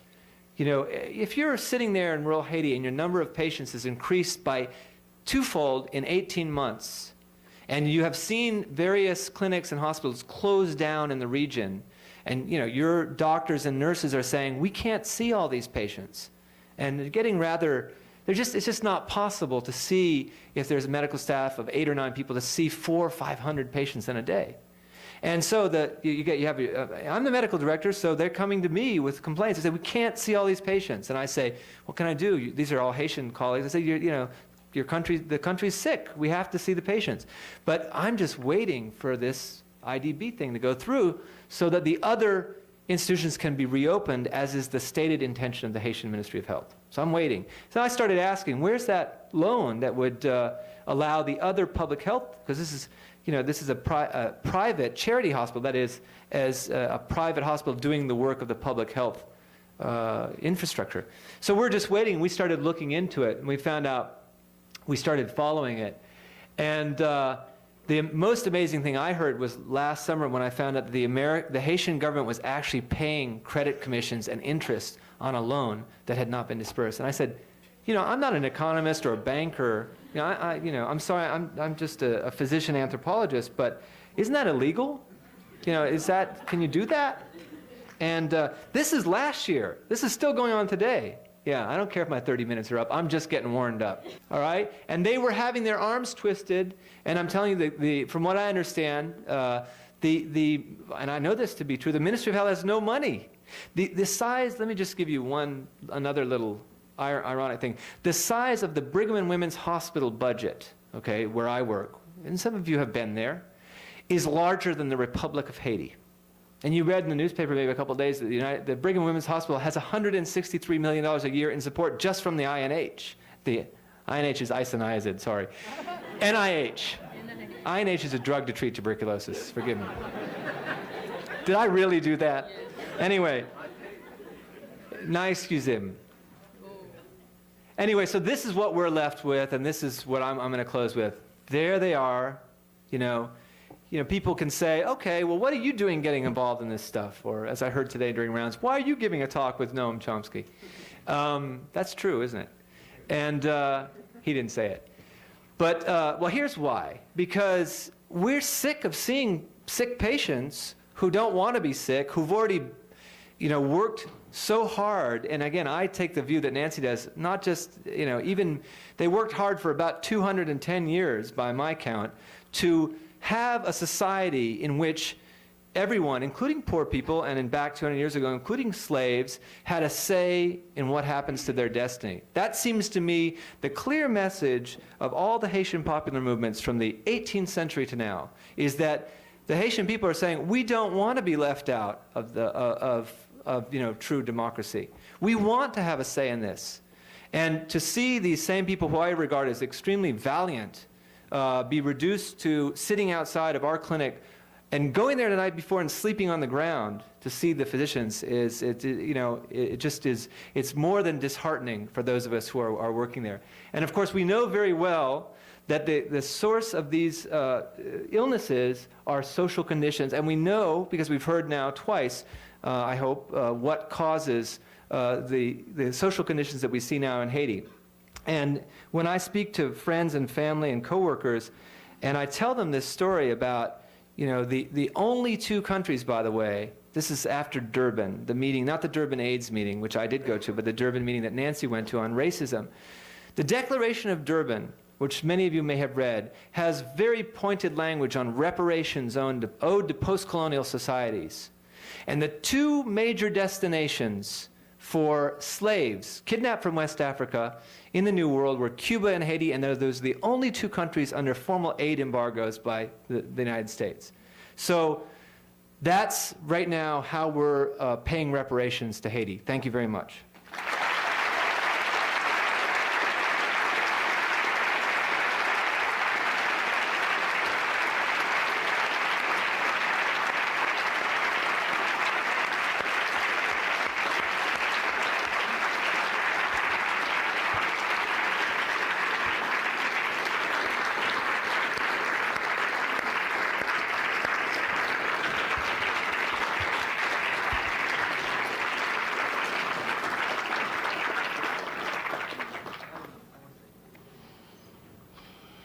You heard it. Reparations. I think from both Professor Chomsky and Dr. Farmer, we have a sense of the sustainability and the resilience of Haitian people in their determination to have a democracy, to be part of the governance of their island, and to be part of the process of self-determination. Over and over, we've have been challenged, interference coming from a number of places, but we've steadfastly kept on our desire for democracy and for autonomy. I think after hearing these two prominent scholars, I'd like to give a chance to you guys, the emerging scholars, to air your thoughts and ask questions and perhaps offer some guidance to the scholarly and powerful people who have interfered with the sovereignty of the Haitian people. Go ahead. You never mentioned the United Nations. I was wondering what their role is, what's their position? Do you want to take the microphone? Did everybody hear the question? The first question was, what about the United Nations? I never mentioned them. What is the United Nations again? What? oh, the thing in New York.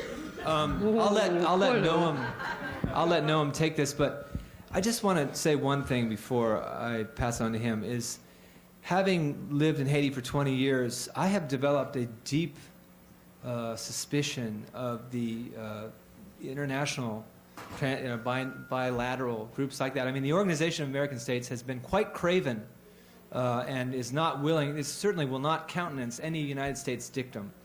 And so the degree to which any body can really challenge what are profoundly unjust policies, any body like that are, I don't know much about it, but I can tell you that they have been pretty cowardly on many occasions. Now, the governments are not in a position to say things like that. They don't. That's not the language that they use. Regardless of what stripe of government. But that's the language. I mean, I have the latitude to use that, and I've found them cowardly, and unwillingness to speak clearly about what they see going on. Pan American Health Organization is an apolitical organization that's 100 years old, twice as old as the World Health Organization. And when the head of the Pan American Health Organization, Sir George Aline, went to Haiti recently, he said, "This is nuts." I mean, since we're on radio, I suppose I should say that's a paraphrasing. I mean, Sir George probably didn't say this is nuts. But my friends in international public health say this is, this is really awful. An embargo against the country that is least able to really resist that makes no sense. And yet, I think international politicians and diplomats are really now getting very divorced from clear and straightforward language that says this is right, this is wrong, etc. And so what about the UN? I guess my big question is, when the United Nations contradicts U.S. foreign policy, what happens? And I think we have a lot of information about that. So I'm sure this will be very cheerful. Hello. Well, there's a history, and it's very clear. In fact, it's official. I'll just quote an official source, okay, so I don't have to make it up. I mentioned that in 1986, the World Court, highest judicial body, condemned the United States for international terrorism, for the unlawful use of force, ordered it to terminate its atrocities, and to pay substantial reparations to the victim, namely Nicaragua. The U.S. responded by immediately escalating the war, bipartisan, incidentally. The judgment was dismissed with contempt. It's disappeared from history. Nicaragua went to the Security Council, which debated a resolution not mentioning anyone, but calling on all states to observe international law. It was vetoed by the United States, Britain, which is our attack dog, not a country anymore, agreed. They helped out by abstaining. Went to the General Assembly, same result. It's out of history, doesn't exist. I mean, we've had just how many reams of paper have been devoted to the war on terrorism in the last several months. Try to find one reference to the fact that the leader of the war on terrorism happens to be the only state in the world which has been condemned by the highest international authorities for international terrorism and responded by escalating the terror. Well, the legal advisor of the State Department, Abraham Sofair, explained, you can read it in the State Department bulletin, why the U.S. was rejecting the World Court jurisdiction. They didn't even wait for the judgment because they knew it was going to be. They rejected the jurisdiction when the case was brought. And he explained, and he's right, he said in the early days of the United Nations, everybody voted our way. He didn't explain why, but it's obvious. You take a look at what the world was like in the late 40s and the early 50s, and if you didn't vote the way the United States said, you were in very deep trouble. So everybody voted our way, and it was nice. Then came decolonization, and the membership of the United Nations became much more diversified. It fell under what's called the tyranny of the majority, otherwise known as democracy. And the other, even the industrial world began to recover from the war, and the world just got more diverse. And what he said is, by now, we can no longer count on other nations of the world just don't agree with us and often vote against us in the United Nations. Therefore, or anywhere else, the World Court, therefore, we must reserve to ourselves the right to determine what falls within the domestic jurisdiction of the United States. In this case, what fell within the domestic jurisdiction of the United States was a terrorist attack on Nicaragua, and that's correct. Now, nobody would be so impolite as to quote this in public. It's been on a public record for 17 years. You can judge how often it's been quoted, but he's correct. In other words, if you do what we say, fine, then we like the international institutions. If you happen to cross us, get lost. We have the guns, and we'll do what we feel like. In fact, if you take a look at when you read about the United Nations, what you hear is, tyranny of the Russian veto, nothing can ever happen.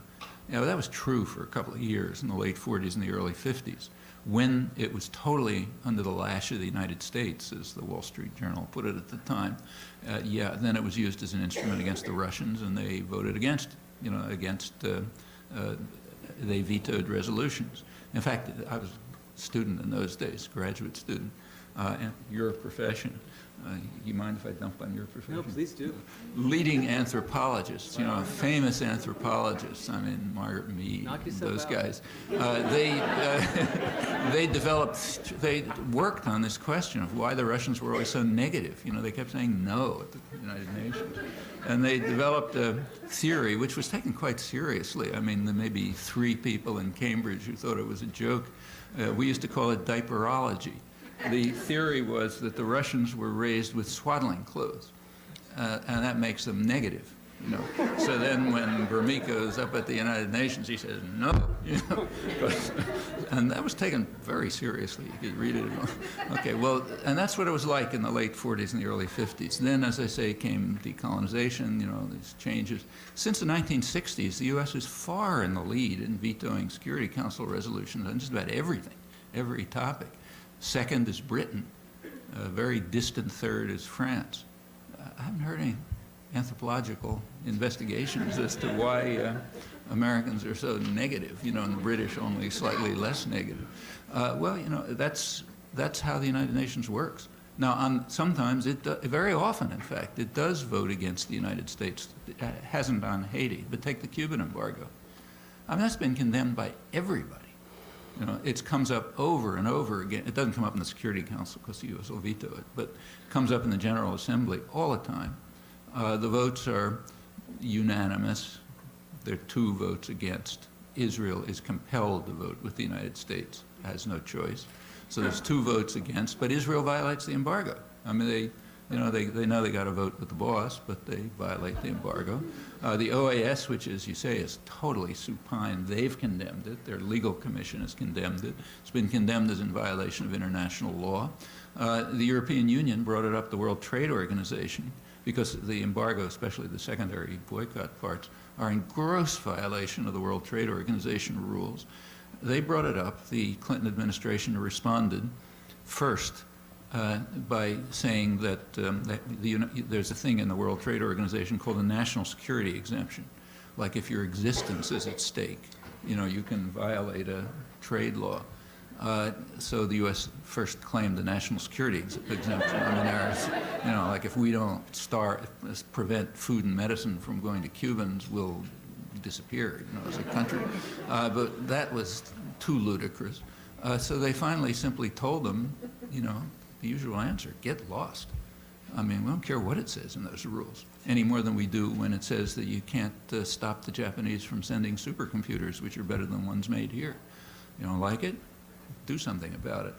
As Stalin once is reputed to have said when the Vatican criticized him, how many divisions has the Pope? You know, well, I don't know if he said that or not, but that's what the powerful say. You know, you don't like what we're doing? All right, do something about it. And there's nothing anyone can do except us. We can do it. You know, if there are changes internally in the United States, you know, anything can happen. One of the reasons why this stuff is never reported, and it isn't, and never discussed, is because people might find out about it. If we had a functioning democracy here, you know, you might find out that what's being done in your name, and you might not like it. And this goes all over the world. Like I said, I was in Turkey a couple of days ago. What we've done there under the Clinton years is grotesque. I mean, the charges against Milosevic in The Hague, you know, bad enough, but nothing like what happened in the same years that Clinton was paying for it, just in Turkey alone. That's one place. Therefore, it isn't discussed. The votes on the Cuban, the UN votes on the Cuban embargo, you know, they're scarcely mentioned. The vetoes are almost never mentioned. I mean, the most recent one, I'll finish, was last December, December 15th. Bush was making speeches about how the terrible Palestinians are enhancing terror. Well, there's a way to reduce terror, which overwhelmingly is the powerful people, of course, the U.S. and Israel. There's a way to do it. You could implement the U.S. Mitchell Report and send international monitors to observe, who do, in fact, reduce violence when they're there. It came up at the United Nations Security Council. The Europeans introduced a resolution to that effect, calling for a reduction of violence, implementing the Mitchell Report, sending international monitors. U.S. vetoed it. Went to the General Assembly, overwhelming vote in favor. This time, the United States also picked up not only Israel, which is automatic, but also Nauru, and one of the other Pacific islands. I think jointly they have 20,000 people. So it wasn't totally isolated the way it usually is. Do you think there was any report about this? Take a look. You know, if you really search, you could find a word Professor about it Chomsky. somewhere. I mean, that's the way it works.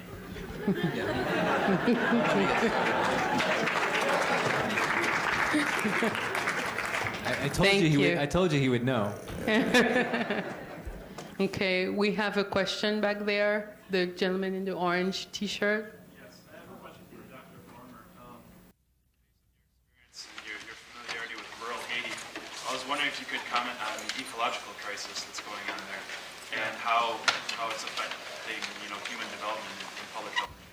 Yeah. Did you hear the question? How has the ecological crisis in rural Haiti affected human development? And you know, there's a short answer and a long answer. I'll go for the short one, and the impact has been profound. I mentioned already the struggle for food, wood, and water, and the fact that, you know, people don't have electricity, and or say gas, you know, because in some kind, the Cubans, for example, are trying to help Haiti develop a way of cooking with small little propane type things that are really small and would would match the way it's been done in terms of scale. I mean, these are not places with stoves. These are places where food is cooked outside, as the Haitians say, sous trois roches, on 3 stones. So there's really no way to do that without replacing, wood as a fuel, coal, charcoal as a fuel, and again, I just don't think that's going to happen without some systematic approach to developing an alternative. Because in the absence of an alternative that's promoted by a policy, there's really, no one has capital to go and buy such a thing, or to replace the propane, solar stuff hasn't worked very well. But the ecological crisis from deforestation alone, not talking about pollution of groundwater, has just been profound and terrible. And again, I don't think, and there have been, USAID have funded tens of millions of dollars for reforestation projects. And they obviously have not been successful. I do remember that USAID once funded a single drainage project in Port-au-Prince about 5 different times under the Duvaliers, the same drainage project that never got done. Now, thank God they're going to try to really clamp down and make sure that Aristide's government uses funds wisely. I think those giant reforestation projects, maybe someone here knows more about it than I do, none of them has been really a success by internal government accounting office reviews. And again, that's another tip from the Gnomester, as we say. Is this on the radio? Sorry. Another tip from Professor Chomsky: go to official sources, and the Government Accounting Office has published its own internal report on the performance of its our aid wing. It's really devastating, and I'd recommend you look at that as well, because there's been projects in the past which have been tried and failed. My own view as to why they failed: well, they were being routed through a government that really did not have the health and welfare of the Haitian people at heart, meaning the family dictatorship followed by the military juntas. Now, again, that may sound fantastic as a theory to some people, but I believe it makes sense. Thank you. We have a question. Yes, this question is for Dr. Former. How is let's talk about AIDS in Haiti and the correlation to the rest of Southern Africa. Where are you? I'm here. Oh. And and also 1981, the NIH started with 4-H, and Haiti was. Yeah. Well, yeah. I mean, it's really a very disturbing chapter of U.S.-Haitian relations. I didn't mention it here, but you're right. I think it's worth mentioning that. And some people here are old enough to remember that back in the early 80s, as you were saying, the suggestion was widely circulated in the U.S. press that HIV had come, or at that point AIDS, because we hadn't really identified HIV, had come to the United States from Haiti. Of course, just the opposite was true, as is the case I'm learning with most reporting. That HIV actually went to Haiti from the United States and to all the countries of the Circum-Caribbean basin the same way, except Cuba. Cuba is the only country that didn't have that tight relationship. And the countries with the closest relationships to the United States and the most dependent on the kind of aid and expertise that we've talked about already were the countries most affected, with Haiti actually being the country most dependent on U.S. exports. So not to make a crude ecological association, but HIV actually came to Haiti from the United States and then spread because of poverty, gender inequality, and political violence, which made any kind of, again, public health approach very difficult. I mean, I worked during those years in Haiti, and in 1992, for example, or 93 perhaps, a women's group that I had worked with for some time working on a video about gender inequality and HIV, the women's group was showing the video in a village not far from our clinic. And they were planning to lead a discussion afterwards, and soldiers came and dislodged them from the building and threatened them with their lives. And actually, well, the head of the women's group said to me, I don't think we should do this anymore, AIDS prevention. She said, it's just too dangerous. That was, that was 1993. And I read about, and someone I'm sure is going to have a very different take on this than I do, but reading about this horrible persecution of the Haitian press alleged to be going on now, it's just amazing to me when, in fact, we have documentation of a massive eradication of the independent press in Haiti under the Duvaliers and under the the military regime. And there is a great deal, I'm mixing things together, but the very most difficult time for doing work like that, HIV prevention, was during the 80s and 90s, actually, particularly the late 80s and early 90s. So the epidemic in Haiti is moving forward untrammeled by really significant prevention efforts, and that's part of what is being proposed by the Ministry of Health, a robust HIV program. Let me just tell you this one thing. The World Bank and other funders got together and started putting together this AIDS package for the Caribbean, an aid package. And the one country most affected by HIV in the Caribbean was slated for $0. That's how. And these are professionals. These are doctors and public health experts who are saying, oh, well, it's okay that we don't have Haiti, the most affected country in the region, involved in our funding program. So I blame my own colleagues for not questioning that. I just went to a meeting in Jamaica 2 days ago. By the way, never go to Jamaica for one day. Stay longer. I went to a meeting of the Pan American Health Organization for one day. And the most affected country was not represented. There's 25 countries represented there, but not Haiti. So I mean, this is how it plays out in terms of specific health problems. I thank you for asking the question. Okay. What is the? Should I go next? What is the purported rationale for the current U.S. embargo? I mean, the presentations began with an introduction, but so far, I haven't heard what the purported explanation of the current U.S. embargo is. What are its, publicly stated goals? What is its hidden agenda, if any? And in a larger sense, what are the policies that the United States and the IMF or any other relevant entities, what are the policies that those entities want the government of Haiti to be adopting? And conversely, what are the policies that the current government is attempting to adopt instead of whatever the United States and other entities would prefer to impose?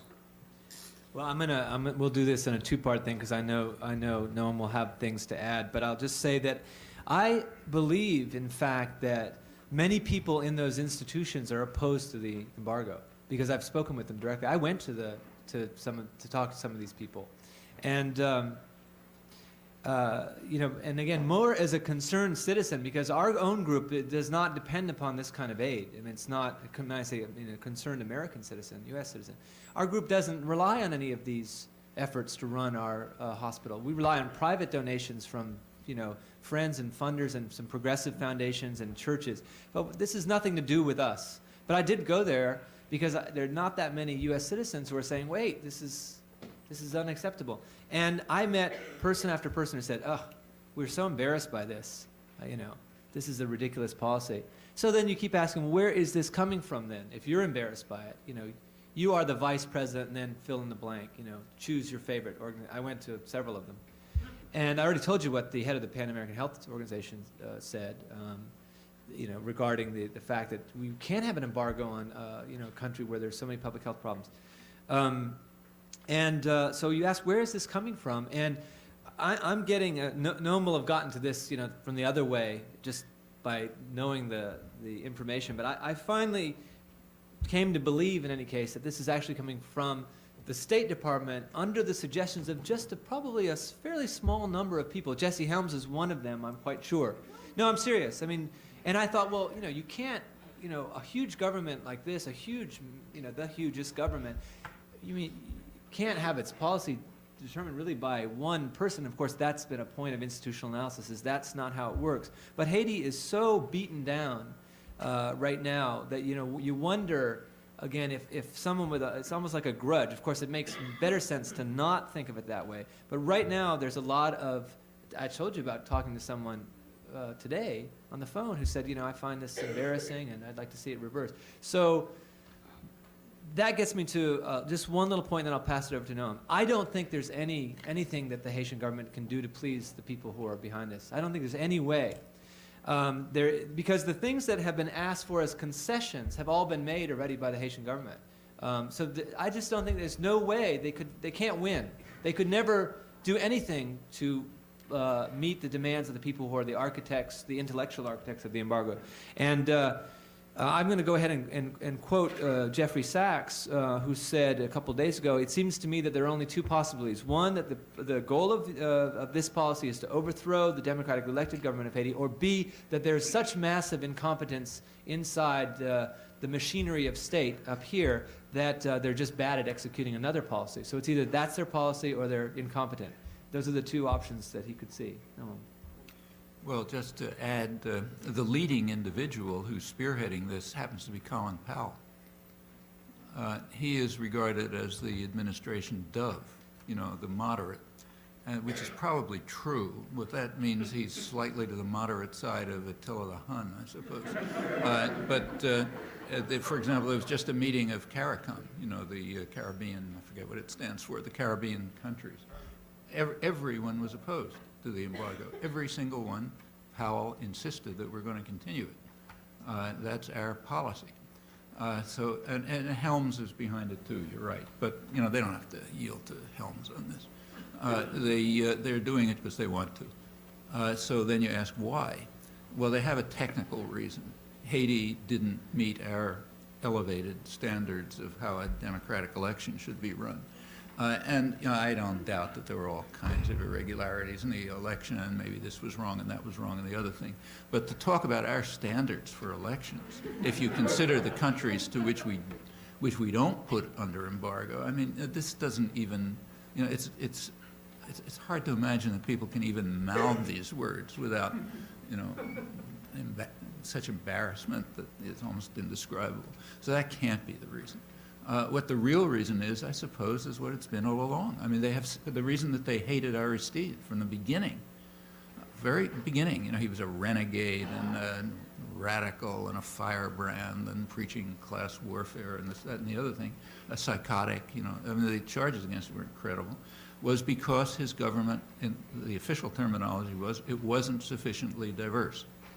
It only included the 90% of the population who live in the slums and the hills, and it didn't include what the United States defines as Haitian civil society, namely the private sector, national and international. So it didn't give sufficient representation to the, meaning dominance, to U.S. investors who are Haitian civil society, and to, you know, the Mebs family and the Brandt family and the other small families who are the, you know, the current version of the guys who were calling for slavery 200 years ago.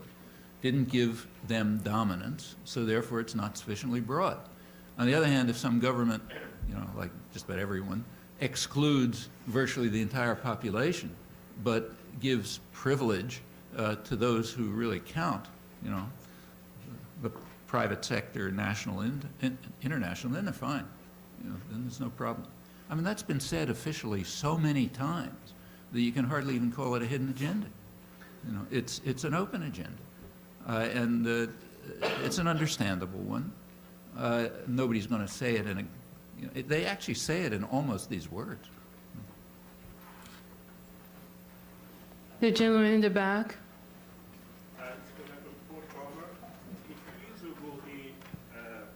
Dozens of Cuban doctors were dispatched in rural Haiti to work with people. I wonder if you have an assessment of this initiative and if you think that this kind of cooperation can help when we can get the $22 million from the bank. Did everyone hear the question?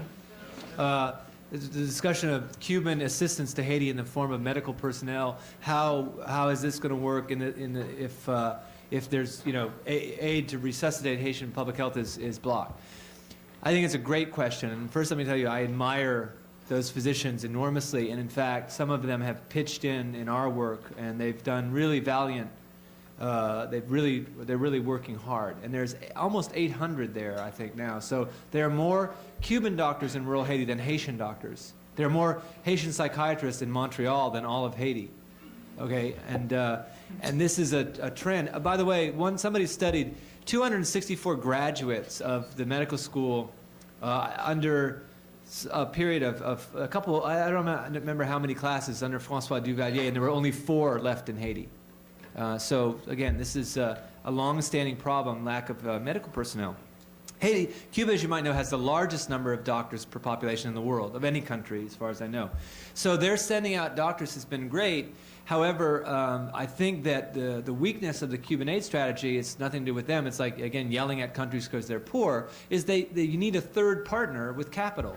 Either the Haitian public health infrastructure needs an infusion of capital right now in order to make that work. Because the problem, frankly, is that if you have Cuban doctors fitting into the Haitian health system, that's terrible. The Haitian health system is all fee-for-service, exclusively. So what you do, you probably know this because you're from Haiti, but if you're in a clinic in Haiti or a hospital, the public hospitals, when the doctor prescribes something, he passes or she passes the prescription to the patient or the patient's family member. And then you go out of the hospital to the pharmacy outside, buy the medicines, bring them back, give them to the nurse. I'm talking about gloves and intravenous fluid too, not just, and medicines. So having Cubans come in and fit into a fee-for-service system when they've been trained in a system of socialized medicine where that's not done, is a major problem, and it's a very significant weakness of the program.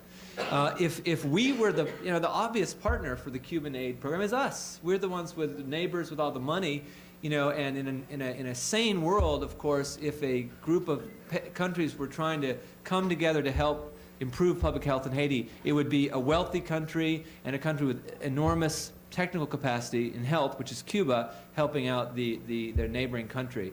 And right now, there's still no strategy. France, Canada, the other countries that could do this have not come through yet to be the third partner.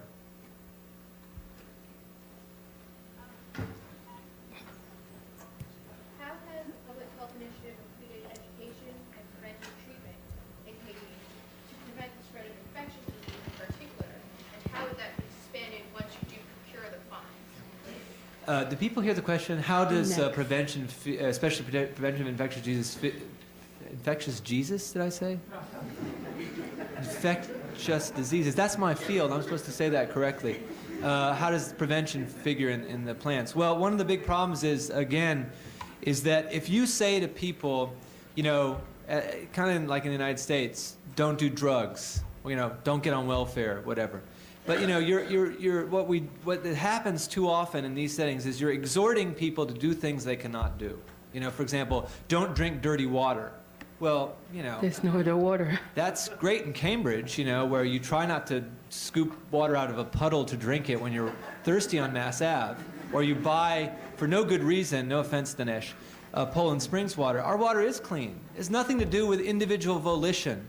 Or some kid at Cambridge Ringen Latin High School, as long as they drink the public water, they're not going to get sick. So I actually have limited enthusiasm for preventive measures that rely exclusively on exhortation, when in fact the big problems are structural problems. So prevention of infectious diseases like malaria, is very difficult to do without money, without cleaning up stagnant water. And that's not the job of individual families. It's not the job, it's the job of a public health system.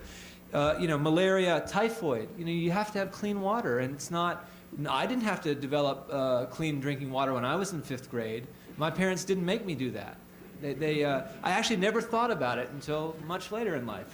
And that's, again, same thing. HIV, sure, we need to push education. We need to push prevention. We need to have culturally appropriate tools. We did all that in our work. But their impact on that epidemic, if the major cofactors are poverty and gender inequality, will be limited. So we need resources in order to have a public infrastructure, and then prevention and education will really have its impact. But with no clean water and no access to vaccines, exhorting poor people to, wash their hands and drink their clean water. Not that you're saying that. I'm just saying that's the unfortunate, what's left over when you've really destroyed a public health infrastructure. Okay. Clearly there's no money in Haiti, but the fact remains that Aristide has been in power for a year, and it's not very evident what he's actually been doing. And I was wondering if you could comment on that, and also what some of the legitimate criticisms are of the so-called opposition. First of all, I'm not so sure what that means to be in power. I mean, in other places, that means having, you know, a say over something, just the general concept of power. And I've already told you that the Brigham and Women's Hospital is larger than the hospital for the Republic of Haiti for 8 million people. So I'm very skeptical of analyses, not that yours is doing this, but I'm saying I'm skeptical of analyses that exaggerate the power and the agency of people in these very marginalized situations. So I actually don't think that the will of the Haitian people has ever been respected. They're trying to get a government that represents broad aspirations and power, but I don't think they've succeeded. They succeeded for a few months back in 1991, and then you could actually take a good look. You could just look at the record and say, well, what happened during those 7 months? How did it work? But I'm not sure that's ever happened since. And so I actually don't agree that we can see a government in power. A government in power doesn't have to pay interest on loans it's never received. A government in power does not have to have its you know, legal rights approved by someone like Jesse Helms. You know, so I don't think that government has been in power yet. And the reasons that I hope it comes into power are really related only to the fact that the Haitian people voted to have them in power. And I kind of think that that's a legitimate aspiration for people to want to have a democratic regime. So that's my take on it as someone who's working there. You know, when I inquire over specific projects, as I did with the health project, which is my job, I found that, again, they're not in power. You know, I heard they were paying interest on a loan they haven't received. I thought it was a canard, that it's just a rumor. You were mentioning legitimate criticism of the opposition. I think they're all legitimate. I think they're all correct. That's my view. I think the opposition has no broad-based support, does not represent the aspirations of the majority, does not wish to come to power through democratic elections. In fact, they said, and many of them, the leaders of the opposition movement, said, we know we can't win in democratic elections. That's what they said publicly. Again, this is in the New York Times, that great paper of record. So I find that the criticisms I hear from the people with whom I live in rural Haiti are to be very compelling. In fact, I haven't heard a lot of uncompelling criticisms of the opposition. Okay, we're going to take 2 more questions. This gentleman here, and then that lady there. My question is for both of you. It sounds like both of you have a great deal of... For me and my junior colleague. It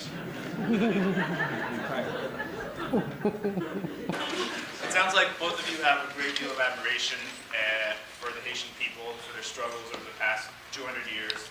It also sounds like both of you have learned a lot from them, and they've motivated you. Given that, given their struggles, and given sort of the level of critical thought in the United States, do you really think that true change in the long run is going to come from internal changes within the United States? And great question. Well, I think there's, we can pose it as a dilemma. Either it will come internal to the population of the United States or it won't come. Okay. That's just the nature of power. Can it, and that's the same on every other issue. You know, there happens to be, you know, the United States happens to have overwhelming power. These things are not brought to the attention of the American population. How many people in the United States would know anything about one word of what was said tonight? It's all public record, but nobody would know about it, and there's a reason for that. The reason is that political, ideological, economic managers are terrified of the population. They don't want them to know, and they make efforts to prevent them from knowing on all sorts of issues, not just this one. You can run through a long list. And I think they're right. You know, my suspicion is that people in power are probably correct in their assessment. That if the population does know what's being done in their names, they're not going to let it happen. And we've seen example after example of this when it was possible to get around the centers of power through popular organization. So yes, I think their judgment is probably accurate. It's extremely dangerous to let the public know what's going on. And therefore you have to marginalize people and you know, direct them to something, consumerism or lie to them or whatever, because if they find out, they're not going to like it. Most people are decent human beings. They're not going to want to know. If they learn that they're doing the things that Paul was talking about, they're not going to let it happen. And that's our job, you know. And it's been done before. It can be done here. Yeah, I don't have much to add to that because I agree, and you know that's why I'm here tonight, is because I admire the Haitian people more than any other I've ever met, and I don't have long experience in other settings, but I do have this really deep, almost awe of what they have done over the last 210 years and what they've resisted and survived, and of course many of them have not survived. So I've also have a deep sense of shame that so many people have died along the way. And at the same time, and this gets back, she's gone already. This gets back to your question. Oh, she didn't like my answer. She split, you know. This gets back to, you know, my response to that question. I don't think that in spite of, you know, I would regard as romantic notions that this is going to be settled, quote unquote, in Haiti by Haitians. And I know that's that you're saying the same thing. That's your point. And if it were going to be settled in Haiti by Haitians, it's already been clear on so many occasions that this is not, you know, neither the Haitians in Haiti are not the primary architects of what we've described today. And so I go back to places like you know, I've actually been to some of these places, these powerful bureaucracies. You know, I think that displays, I hope, a good deal of faith, even that you know, something decent or less punitive could come out of those institutions. But I actually have a lot of faith in the decency of most people, and the belief that if you could get this message out to more people, if you could have it less hidden away, and have it more the focus of popular discussion by non-experts who are not running the world, it would be, here in this country, I mean, it would be a wonderful thing for poor people in general, and including the poor people, people living in poverty in Haiti, who are the majority. And I know that's what inspires him, too, to do work outside of linguistics, which I always found impenetrable anyway. But you know, I mean, that's why we're here.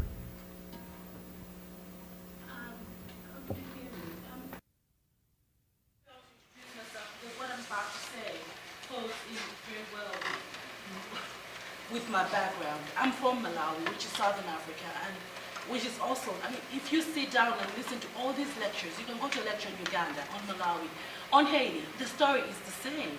And to sit down and, you know, and really romanticize that each individual nation is going to solve their own problems, or the oppressor will empower or proceed to that level is really something I find kind of far-fetched, because there's just, Mother Earth is not going to produce anymore, and it's one pie. So my welfare in the United States depends on you having less, and that's how it is.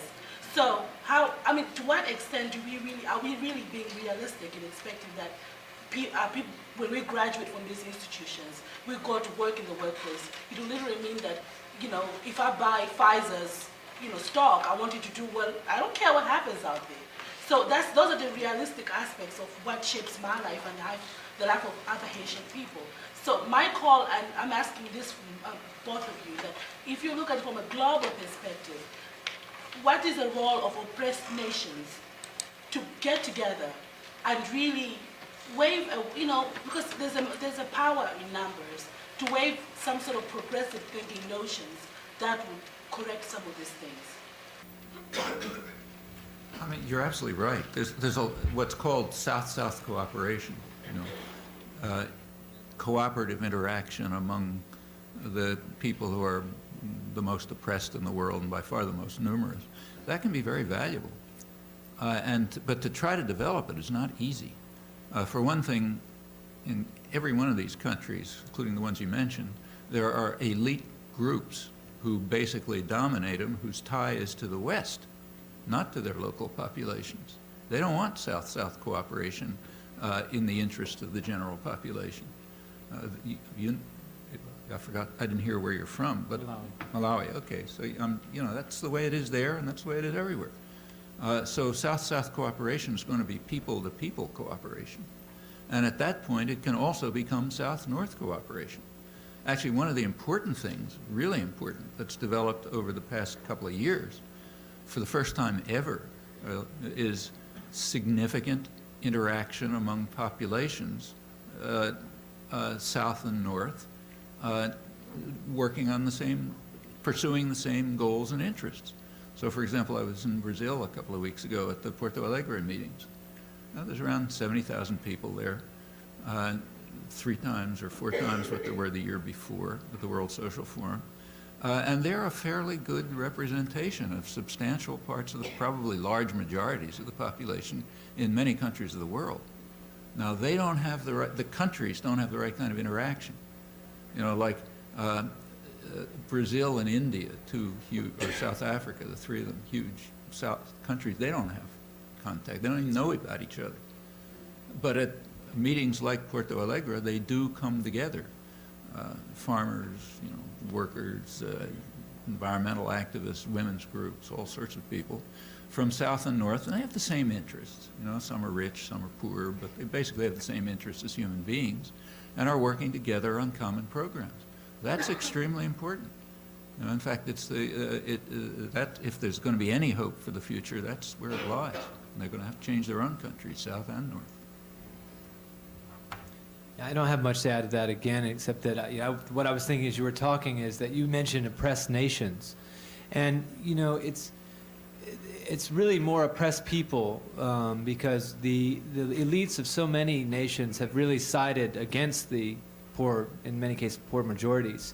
And with the, you know, colonial powers at one point, or post-colonial, neo-colonial powers. So, you know, Haiti, unfortunately, is a very classic example of a Latin American nation that within a small amount of time, really, its elite aligned itself so wholly with the foreign powers that you know, they were the biggest sources of you know, negative commentary about the poor. You know, if you read the literature from 19th century Haiti and early 20th century Haiti from the elites who, you know, writing in French, their views of the Haitian people, the people who I serve as a physician, are as bad and racist as some of those from North America, and where they were echoed, by the way.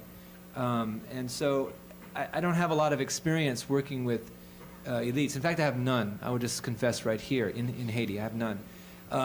And the professionals who I meet in, you know, like especially physicians, Minister of Health, are really pretty decent people in my experience, and they're not so likely to speak that way about the people who we serve as the, you know, intellectuals that I read when I was in graduate school, the Haitian intellectuals. So that gives me, that process has actually given me, I hope not undue optimism, that there are people in all different layers of these societies who want to see the right thing done. Okay. Well, I think our time has come up. And I want to thank Professor Chomsky and Dr. Farmer, and particularly